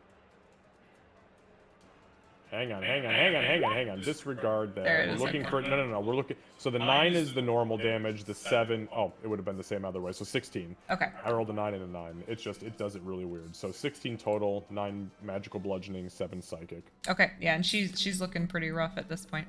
I'll take my second attack against her with the radiant neuro whip enchantment flail. Okay. That's a fucking mouthful. Oh my god, that's a 20. Oh yeah, that hits. She's about to have a bad day.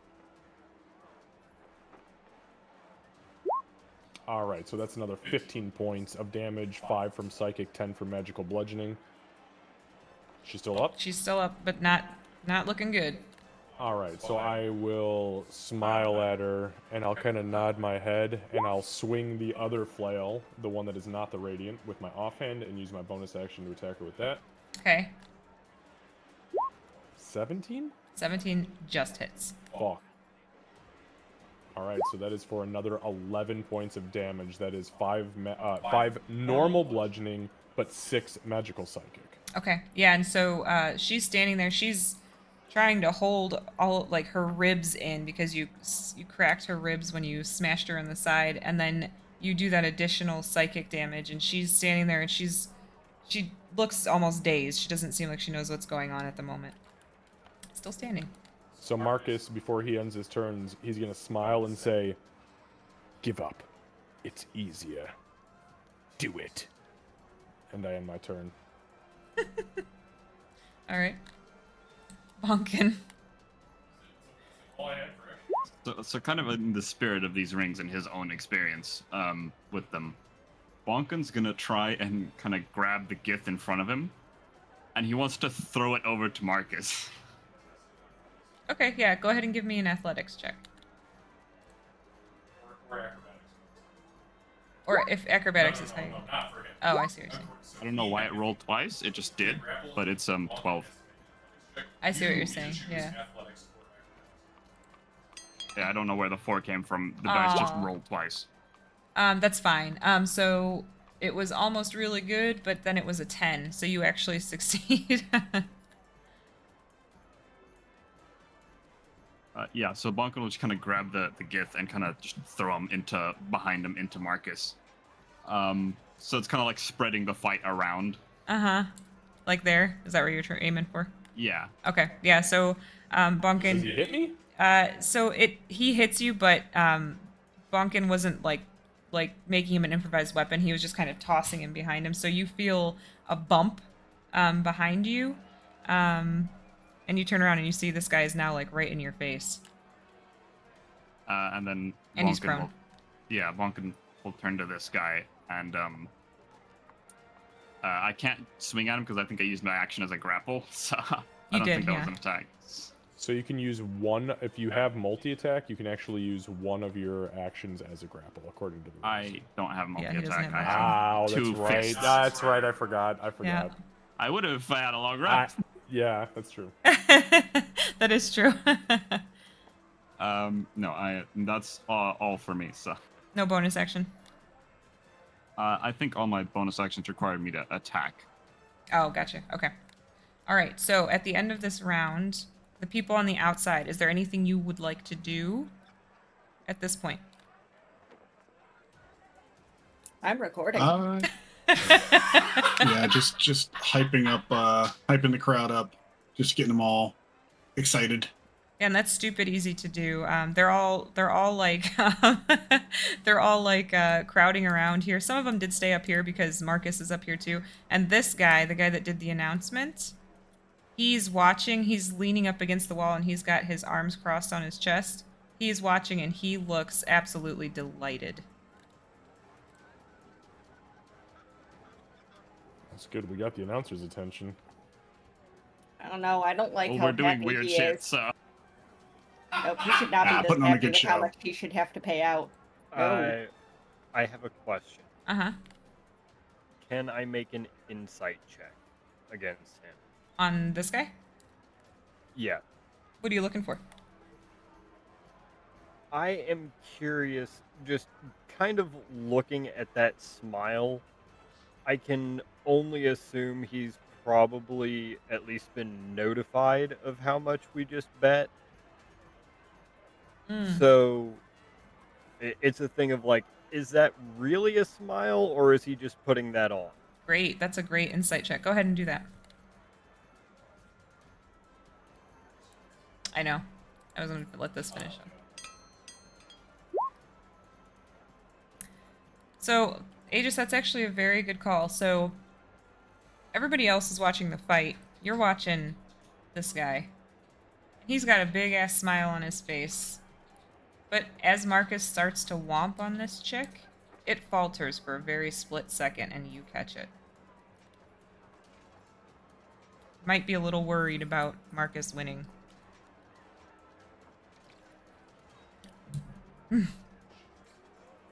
I'm gonna keep facing the ring like I'm going ahead and actually watching, but really I'm wanting to keep more of an eye on him just in case I see him gesture or something over to somebody. Okay, perfect. And so this is actually good timing. It's 10:01. So we'll pick up back here next week with at the top of the round with this this poor drow who's getting her ass whooped. So Execute Order 60 Drow. Oh, sorry. No, I won't execute it. I need yes, to give you we'll- haste more often. You're terrifying. Oh, it's dirty, especially with that action surge. Yeah. That first round is no fucking nonsense. But Turn into a after fucking that, windmill. after that, and if the haste ends, I'm pretty much spent. I know you're not a fan of my snack. I got little tricks up my sleeve, but I ain't got much. We should enlarge plus haste, get 2 castings Oh, going, gosh. and By God. Mother of God. Actually, you know what's weird? I have a scroll of enlarge reduce in my inventory That's right now true. that I could technically put on myself. that is true. Hero. we'll have to remember that for the next time we have a beholder or pit fight to handle. If the No. shit hits the fan, I'm gonna cast it on myself because 200k is 200 fucking k. It's I mean, Not registered. Like they're not. all right. Click it. So, Chump change. The thing I was going to do that I can't do Okay, because I'm I'm not concentrating great, but did you on look like you enlarge almost reduce down or no? is I realized Min's Haste. reaction. We're gonna No, Min's go- reaction doesn't take. Yeah, haste. No, you're yeah, okay. You're Yeah. not a fan of my snack choices, Min's but you really reaction have to- doesn't I think break we're gonna go invisibility, raid somebody. so I was gonna send her in there to invisibly just impose disadvantage also on go. anyone attacking you guys. But I'm concentrating on haste instead. But that was going to be my Uh-huh. my So sneaky She asked me, could she do that? And I was like, you know what? It's not a direct attack, so by the rules, yes, you could, and it wouldn't break it. But if an AoE went off and hit Min and dropped the invisibility, we would immediately be found out. True. Because all you have to do is take 1 point of damage and invisibility is fucking gone. Depending on whose, I suppose, is I'd be casting it. true. Alright, guys, we're gonna go. That is true. Min didn't cast it on herself.